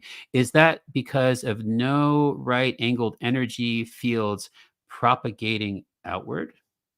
Are the questions, if that makes sense? Um, I feel like well, there was three parts there.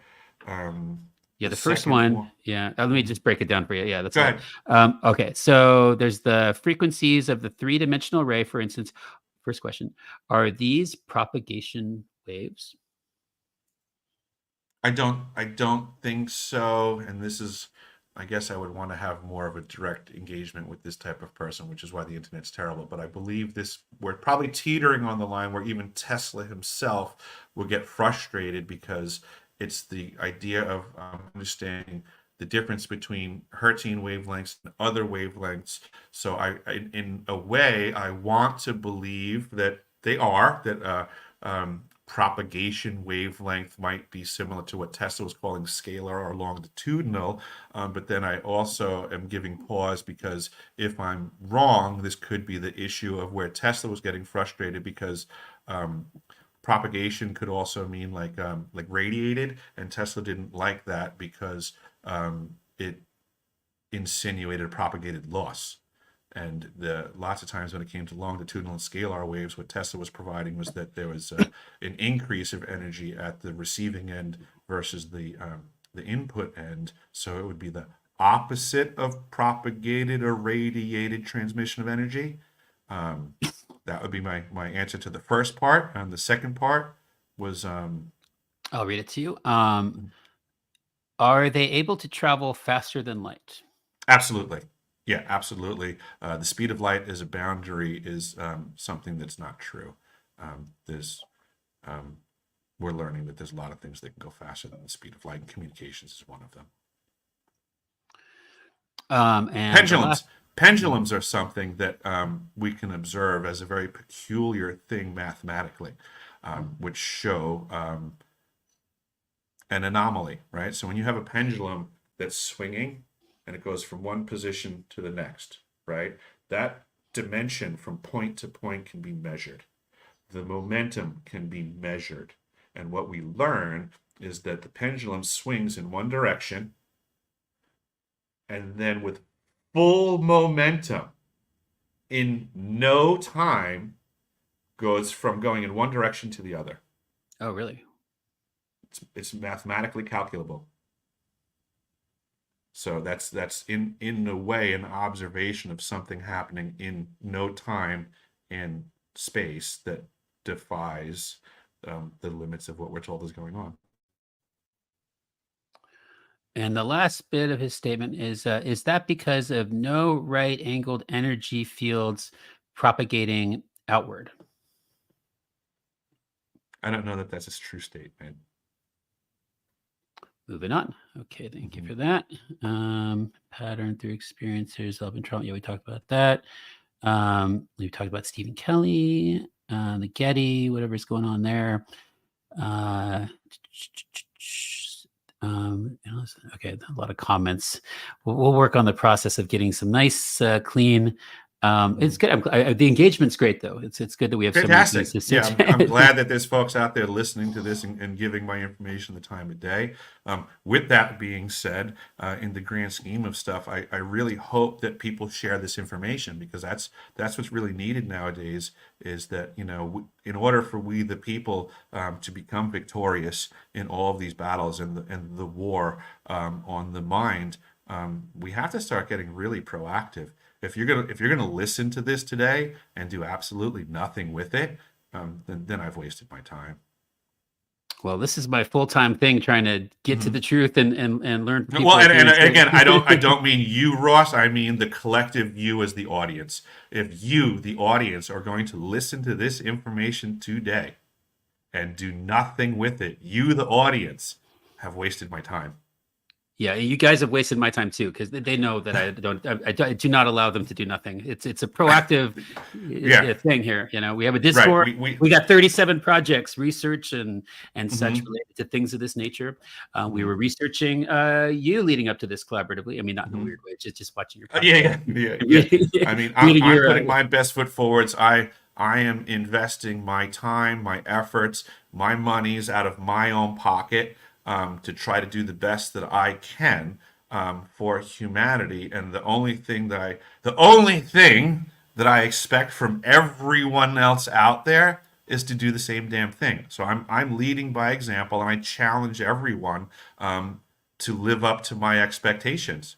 Do the same thing. I'm doing it. I expect reciprocity. So in terms of your day job, now that you're on this mission, very compatible with my personal quest, Um, how does that affect your plumbing skill opportunities? You're this high level contractor, doing these very challenging projects. Are those opportunities still available to you? And what's your work life now that you are a whistleblower? It's very challenging to stay properly employed. The powers that be would prefer me to be starving and in survival mode, and I've certainly rode the roller coaster of that. I am currently in a position where I am properly employed, so I'm duly empowered to take my non-work hours and donate them along with the money that I do earn for the benefit of humanity. The next time I'm underemployed, you won't see me anymore because I won't be able to do this. So if people don't support me in my efforts to either stay properly employed or fund me when I'm not, yeah, I mean, this is how the powers that be play these games. For your day job, do you find in the private sector there's more opportunities? I mean, I can imagine it being difficult to work at the South Pole at this point, for example. But yeah, I mean, I don't want to ask you too personal, direct questions about your job, but I wish you well, and I want you to Mhm. be employed, but and it's so employed that you also have time to Mhm. save the world. Currently in the environment that I'm in, the vast majority of people that I work with know what I'm up to and support what I'm doing.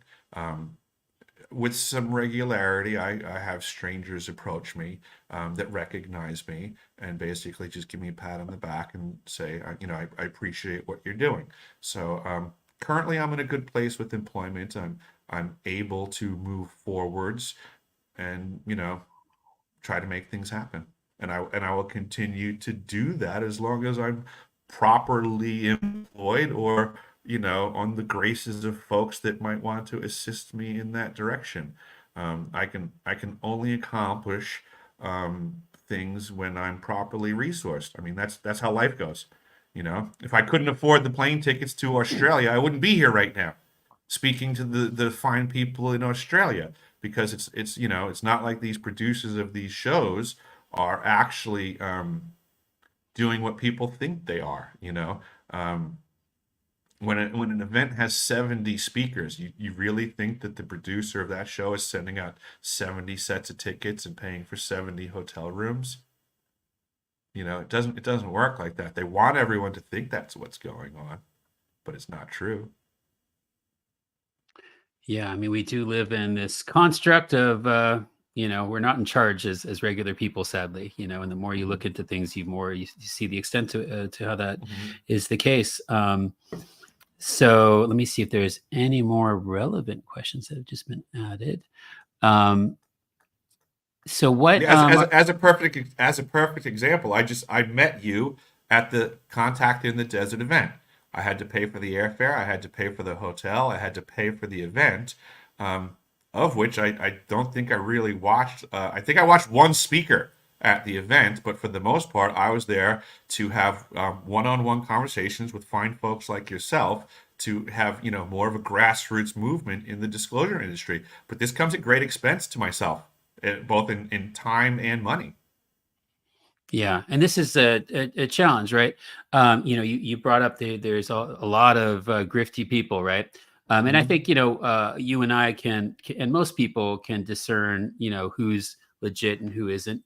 But you know, making money while trying to find and share this truth can trigger people into at least looking into people to see if they are doing things for the right incentives, right? But at the same Yeah. time, one needs to sustain themselves, and I do think it's important to have honest people, like yourself, who Mhm. have as much time and resources as necessary to get the job done. I mean, it's a Mhm. massive, as we described, we're very ambitious with our Mhm. optimistic goals, right?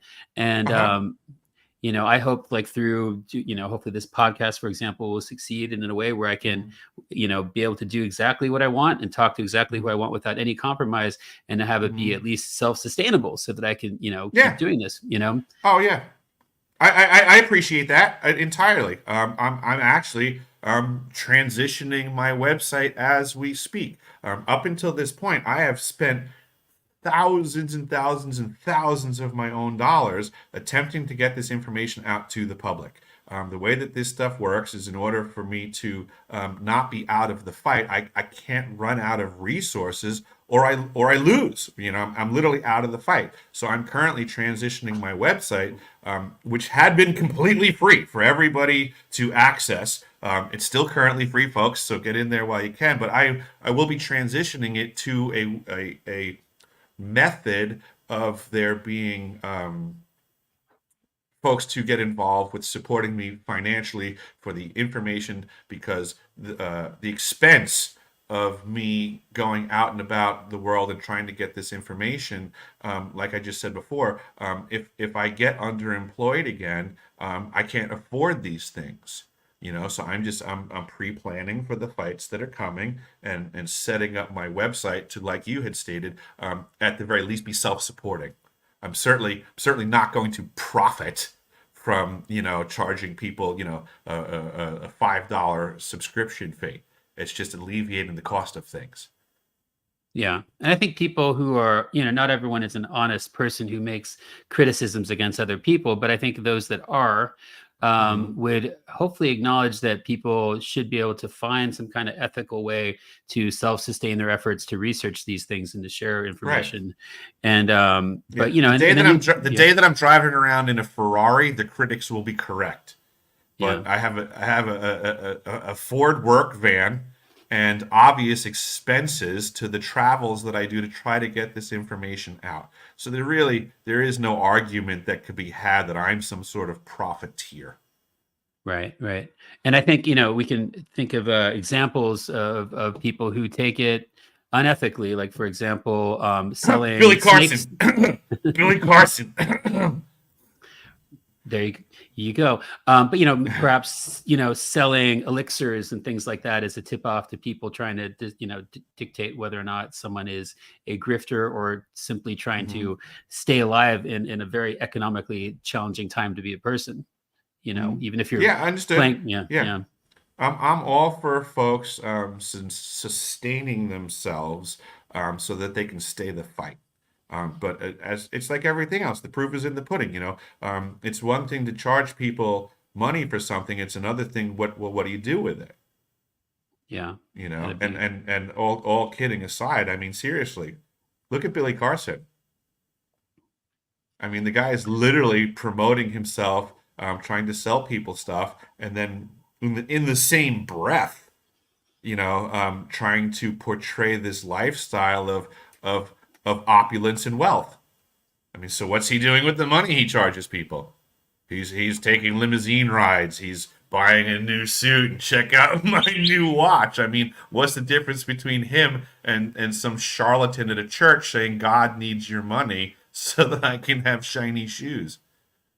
yeah, yeah, and it's such a serious topic to use for personal gain. So I think that makes perfect sense. Okay, if you got a bit of some, here's a question pertaining to your psi background and abilities. Are you Mhm. familiar with dream machines, and can you deconstruct the imagery of the dream world to astral project? If that makes sense. I'm not familiar with dream machines. And read the other part to me again, please. Yeah, yeah. This is maybe a different set of terminology this guy has, but yeah, dream machines. Mhm. And then, can you deconstruct the imagery of the dream world to astral project? I cannot. Fair enough. Let's see if we have anything else here that seems like a question before we move on. Yeah. Okay. I already asked that one. I just want to get to everyone's questions. I appreciate everyone sharing them. Hmm, hmm, hmm. Okay. You might have already kind of covered this, but let's go into it again. What about visitors? Does Earth actually get tourism? From off world, you mean? I believe that's the implication. Yeah. Yeah, okay, fair enough. I think it's very minuscule and that topic should be put to the back burner while we address what is the majority concern, which is that there's a much more likelihood that these activities are man-made. Okay, while we're into the ET stuff, are the non-humans all humanoid? I have no idea. They seem to be based on people's stories. They Well, and then bipedal. that brings me back to my supposition that what people are presuming is off-world is not off-world, that is it's really just us. Yeah, That set of statistics is supporting what I'm letting people in on. yeah. Reconsider those as non-off-world and local activities. That does seem to make the most sense. Okay, what? This is for my friend Andrea here, a lovely lady. What is the technology gap? 500 years, 1,000? How far? How much has been suppressed Way of the way technology? higher, way higher. Oh, give me a number. Let's call it 10,000 years. Oh, that's a lot of time. Yeah. Yeah, it's almost beyond our comprehension. Excuse me. I believe it was in the early 1980s that they stated that, and I'm going to paraphrase it, but just to go at this question for a sense of understanding, I believe it was in the early 1980s that somebody was stating that for every year the civilian world technology advances, that the military advances by 50.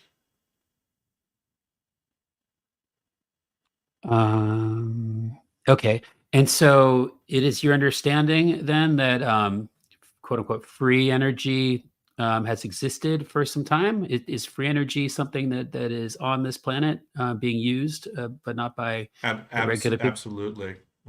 Yeah, there's many ways to skin a cat, and Nikola Tesla said back in the day, listening to humanity complain about not having enough energy is like listening to a man drifting down a river in a canoe saying he's thirsty. And do you think there is a version of this that in a different society, different civilization could be rolled out that would be safely used by people that wouldn't necessarily be more of a risk than a benefit to humanity? I think humanity already has so many different ways of accomplishing this right now that they're not rolling out to the vast majority of people. We've already accomplished this. It's just being So, withheld. so there's safe versions of this that could be used right now. Tons, Yeah. tons. There are safe versions being used, but monopolized by a small few.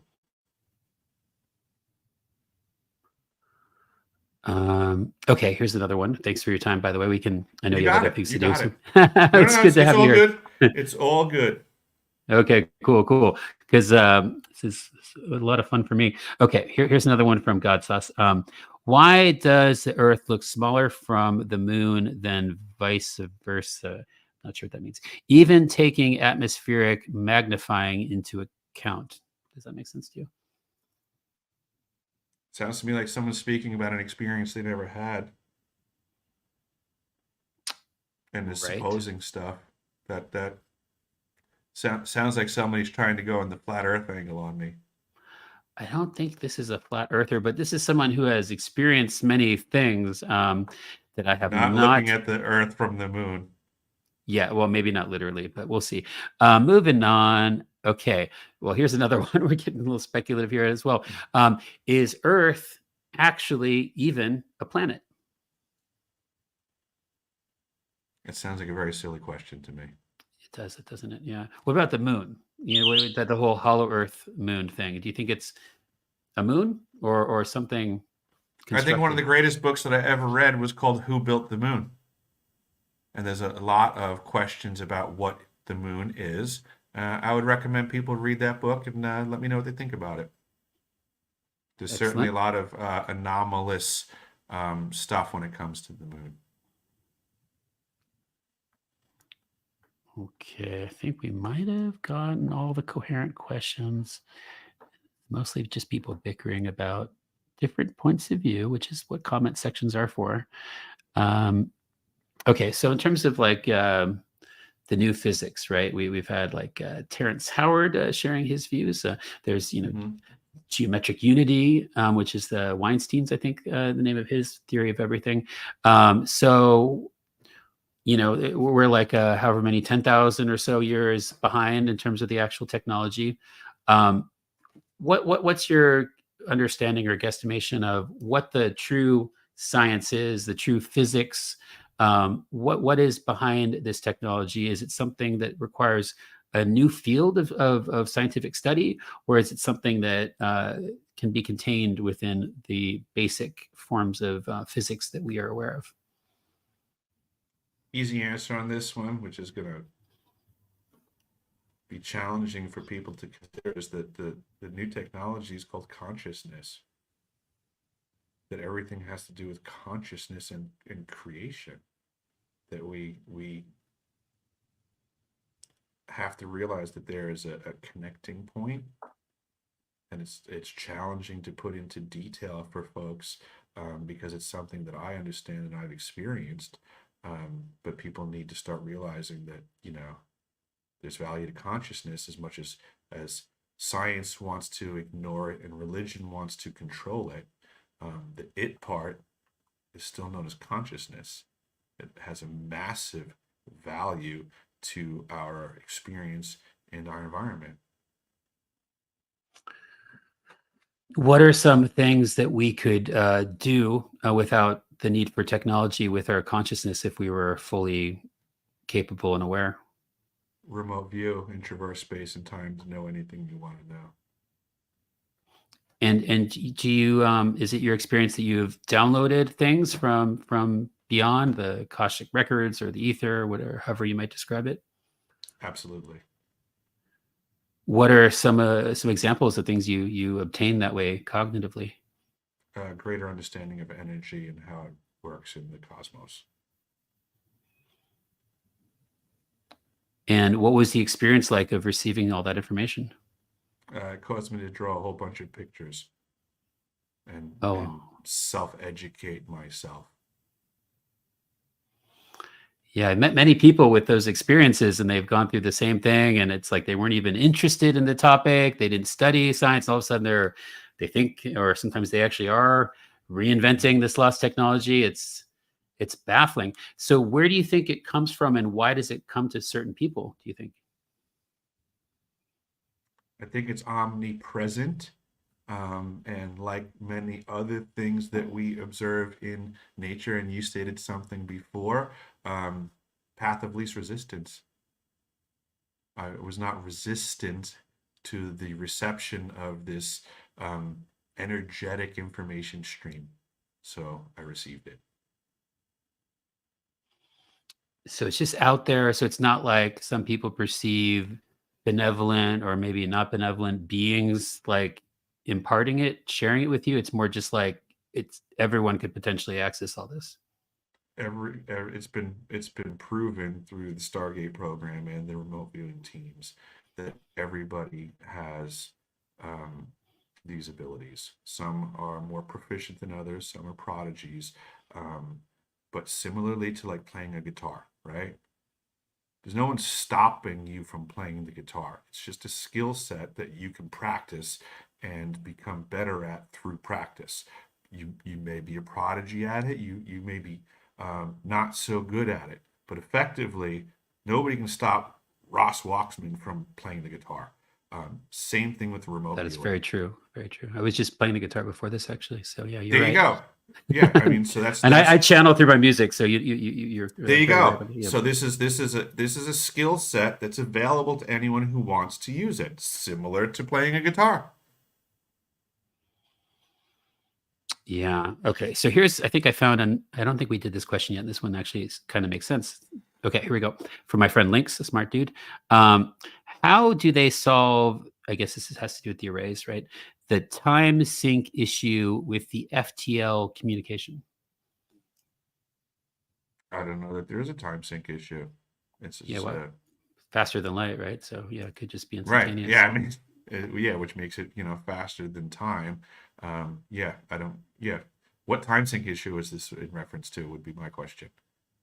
Yeah, maybe they weren't aware of the faster than light aspect of this. Okay, here's a general physicsy kind of thing. Do you know how to bridge the gap of small and large science? Yeah, it's called quantum mechanics. There you go. Yeah. It appears, yeah, it's the same for big objects and little ones potentially, right? Hmm. That's Hmm. what my intelligent friends are telling me anyway. The guy I suggested, maybe, yeah, I'm glad it's just you and I, but the Hmm. scientist I recommended maybe for a future chat. Don't worry, he's a Hmm. super cool guy. Fair enough. That does agree with that assessment, so he'll Hmm. maybe educate me subsequently. He's going to be on the podcast too. You'll like him. Okay. Hmm. I mean, it's up to you, of course, but Fair enough. of course, you make your own opinions. Don't you worry. DIY yourself. Okay. Well, I don't want to take up too much of your time, but I want to give you a chance to vibe. I mean, I'm here to talk as long as you feel like it. But Hmm. what else would you like us to know? Hmm. That like William Shakespeare said, all the world is a stage. People really need to start paying attention to the quantity of actors and the sets being fabricated. It's really the world is ripe right now for massive amounts of manipulation, and people really need to start working a lot harder to get through bullshit and realize how muddied the waters are and by whom. It's getting really bad. I mean, you asked me before, like, where are the good guys in this equation? I'm not finding them.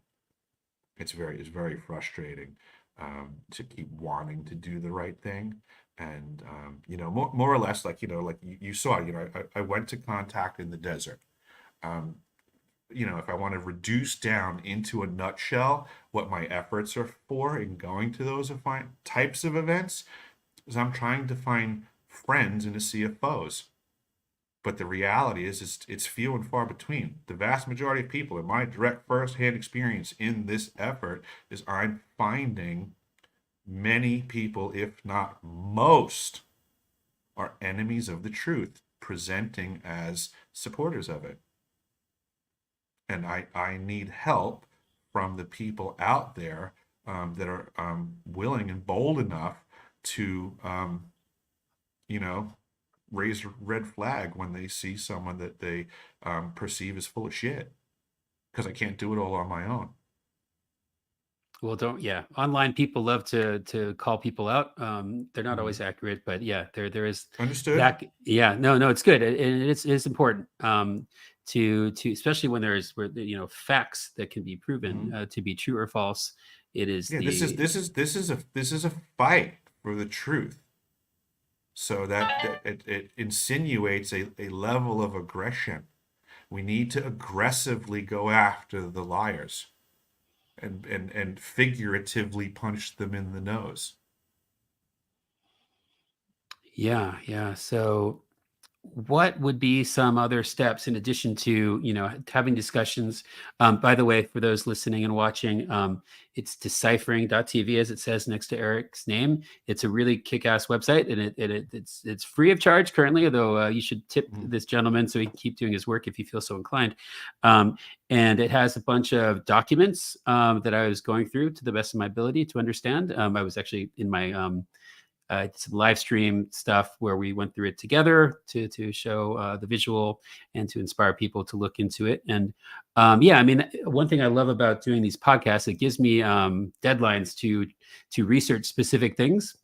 Trying to get the whole nature of reality is pretty silly. So to have like milestones. So I appreciate Focus how points. yeah, your website is really excellent, and you have documents and you have personal experience, and so it was yeah, the community was really engaged by what you had to share. So I invite people to look at it and ask questions about it. If there's something that seems one way or another, we'll just openly get to the truth. And my way of doing it is kind of non-dramatic if possible, but it's very proactive, as they as my community knows. Mhm. We do not put up with lies and bullshit, and but we keep an open mind.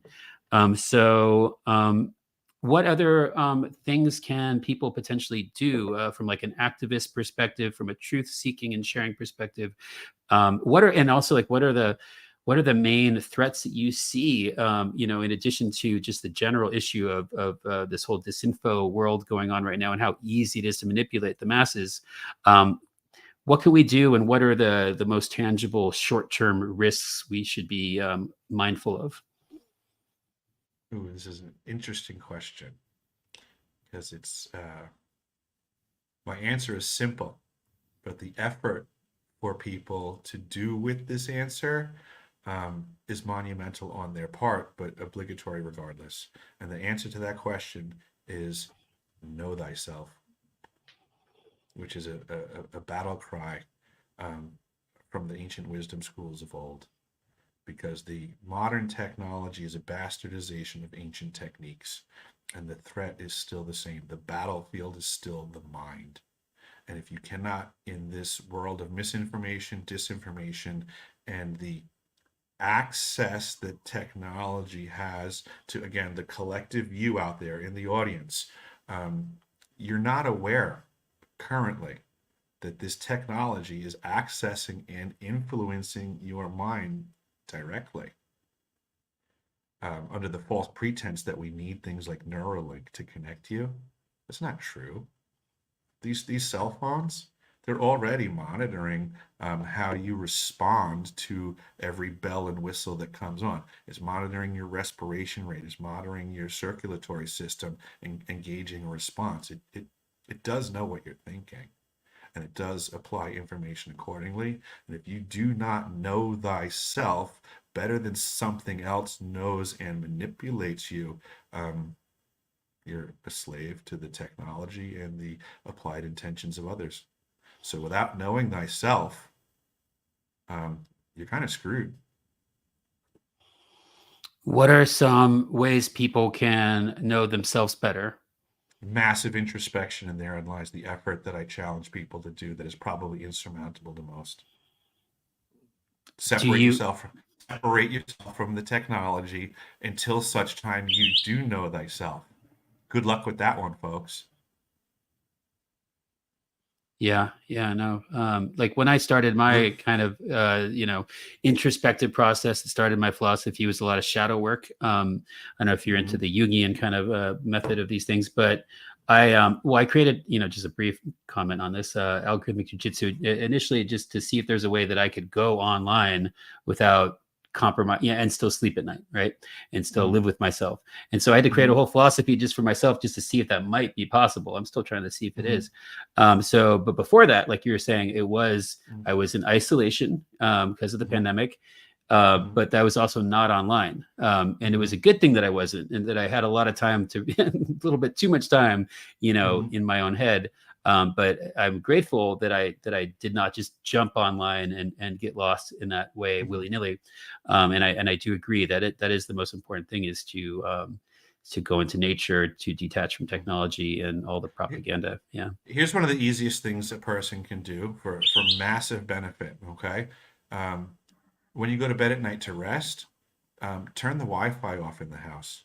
Keep your phone as far away from where you rest as possible. Incorporate that as a regimen into your life, and you will reap great benefits from just a simple thing like that. Because why the hell do you need your phone and the Wi-Fi on when you're sleeping? Can you not at least respect yourself enough to just simply disconnect and rest? There's no Yeah. reason. There's no reason for your Wi-Fi to be on and your phone to be next to you when you're sleeping. Yeah, it's an easy thing to do. Actually, my friend taught me this. Yeah, to Mhm. it's also good for your Wi-Fi security of your system, and you can Mhm. simply set it to turn off at certain hours and turn back on. So yeah, Mhm. that's a great And it's a idea. good way to fight the powers that are working against us because they wholly expect and are loving the fact that we have this stuff on all the time. So screw them, turn it off and distance yourself from it. And that is each person taking an individual active role for the benefit of everybody else. Okay, another question came in that might be relevant for you. Hutchinson effect. Are you aware of the inverted torus field? Is this what we're calling the phenomenon combining with consciousness? I'm not familiar with the inverted toroid field as mentioned, but I would be remiss if I didn't mention that in my massive amounts of peculiar experiences, I've spoken with John Hutchinson a few times on the phone. Really? Absolutely. Oh, wow. Well, how did that go? He's an interesting character. I do believe that he has accomplished some very interesting things with working with energy. Um, but I didn't speak to him in regards to the toroid topic. It was more along the lines of Tesla technology, Tesla coils, and things of the such at the time where my brain was at, and I happened to get a hold of him. Well, very cool. I want to kind of try to bring it to a gentle but beautiful conclusion with Mhm, the know thyself advice, because I mhm, resonate with that deeply. I'm as I try to understand the world around me, am continuously, trying to understand the universe within, and I think that that's a mhm, beautiful statement and universal, and I think it will bring us to the potential that we have to understand consciousness and to experience the full potential, the full expanse of what we can do with it, not just individually, but collectively. mhm. And we should, when we go online, I would say try to do it, in the kind of way we're doing right now, where we're just being open and telling the truth and sharing it to the best of our ability, and then share your truth, with real life people even more frequently. Um, any final statements? I would love to have you on again and again. I have a lot more questions, but This was a great conversation, Ross. I really enjoyed it, and I hope the audience gets the gist of the direction that I'm coming from. I'm just a very uncompromising person on a mission. And I would appreciate any support that people can throw in my direction, whether it's through sharing this information, discussing it with people, or like you said earlier, like, tipping me out on the website. All these little things help, and whatever anybody can do to help me to promote this information in the future, I would just say thank you. okay, cool. Well, it's deciphering.tv. I'm grateful to have met you and to continue getting to know you. You've been, an exemplary first DIY disclosure podcast guest, and I'm really grateful that you made the time while traveling across the world to do this. Let's please stay in touch, and maybe we can collaborate on the finding and sharing of truth until the point of death and Absolutely. there beyond. Yeah. Yeah, you got it, Ross. I really appreciate your time and efforts as well, and I wish you the best of luck in all of your endeavors. Okay, cool. I look forward to hearing more about your ongoing adventures, and thanks again. You got it. Okay, thank you, chat and people, for checking out the first episode. Wow, what a great thing to do with your time. Okay, thank you so much. Thank you.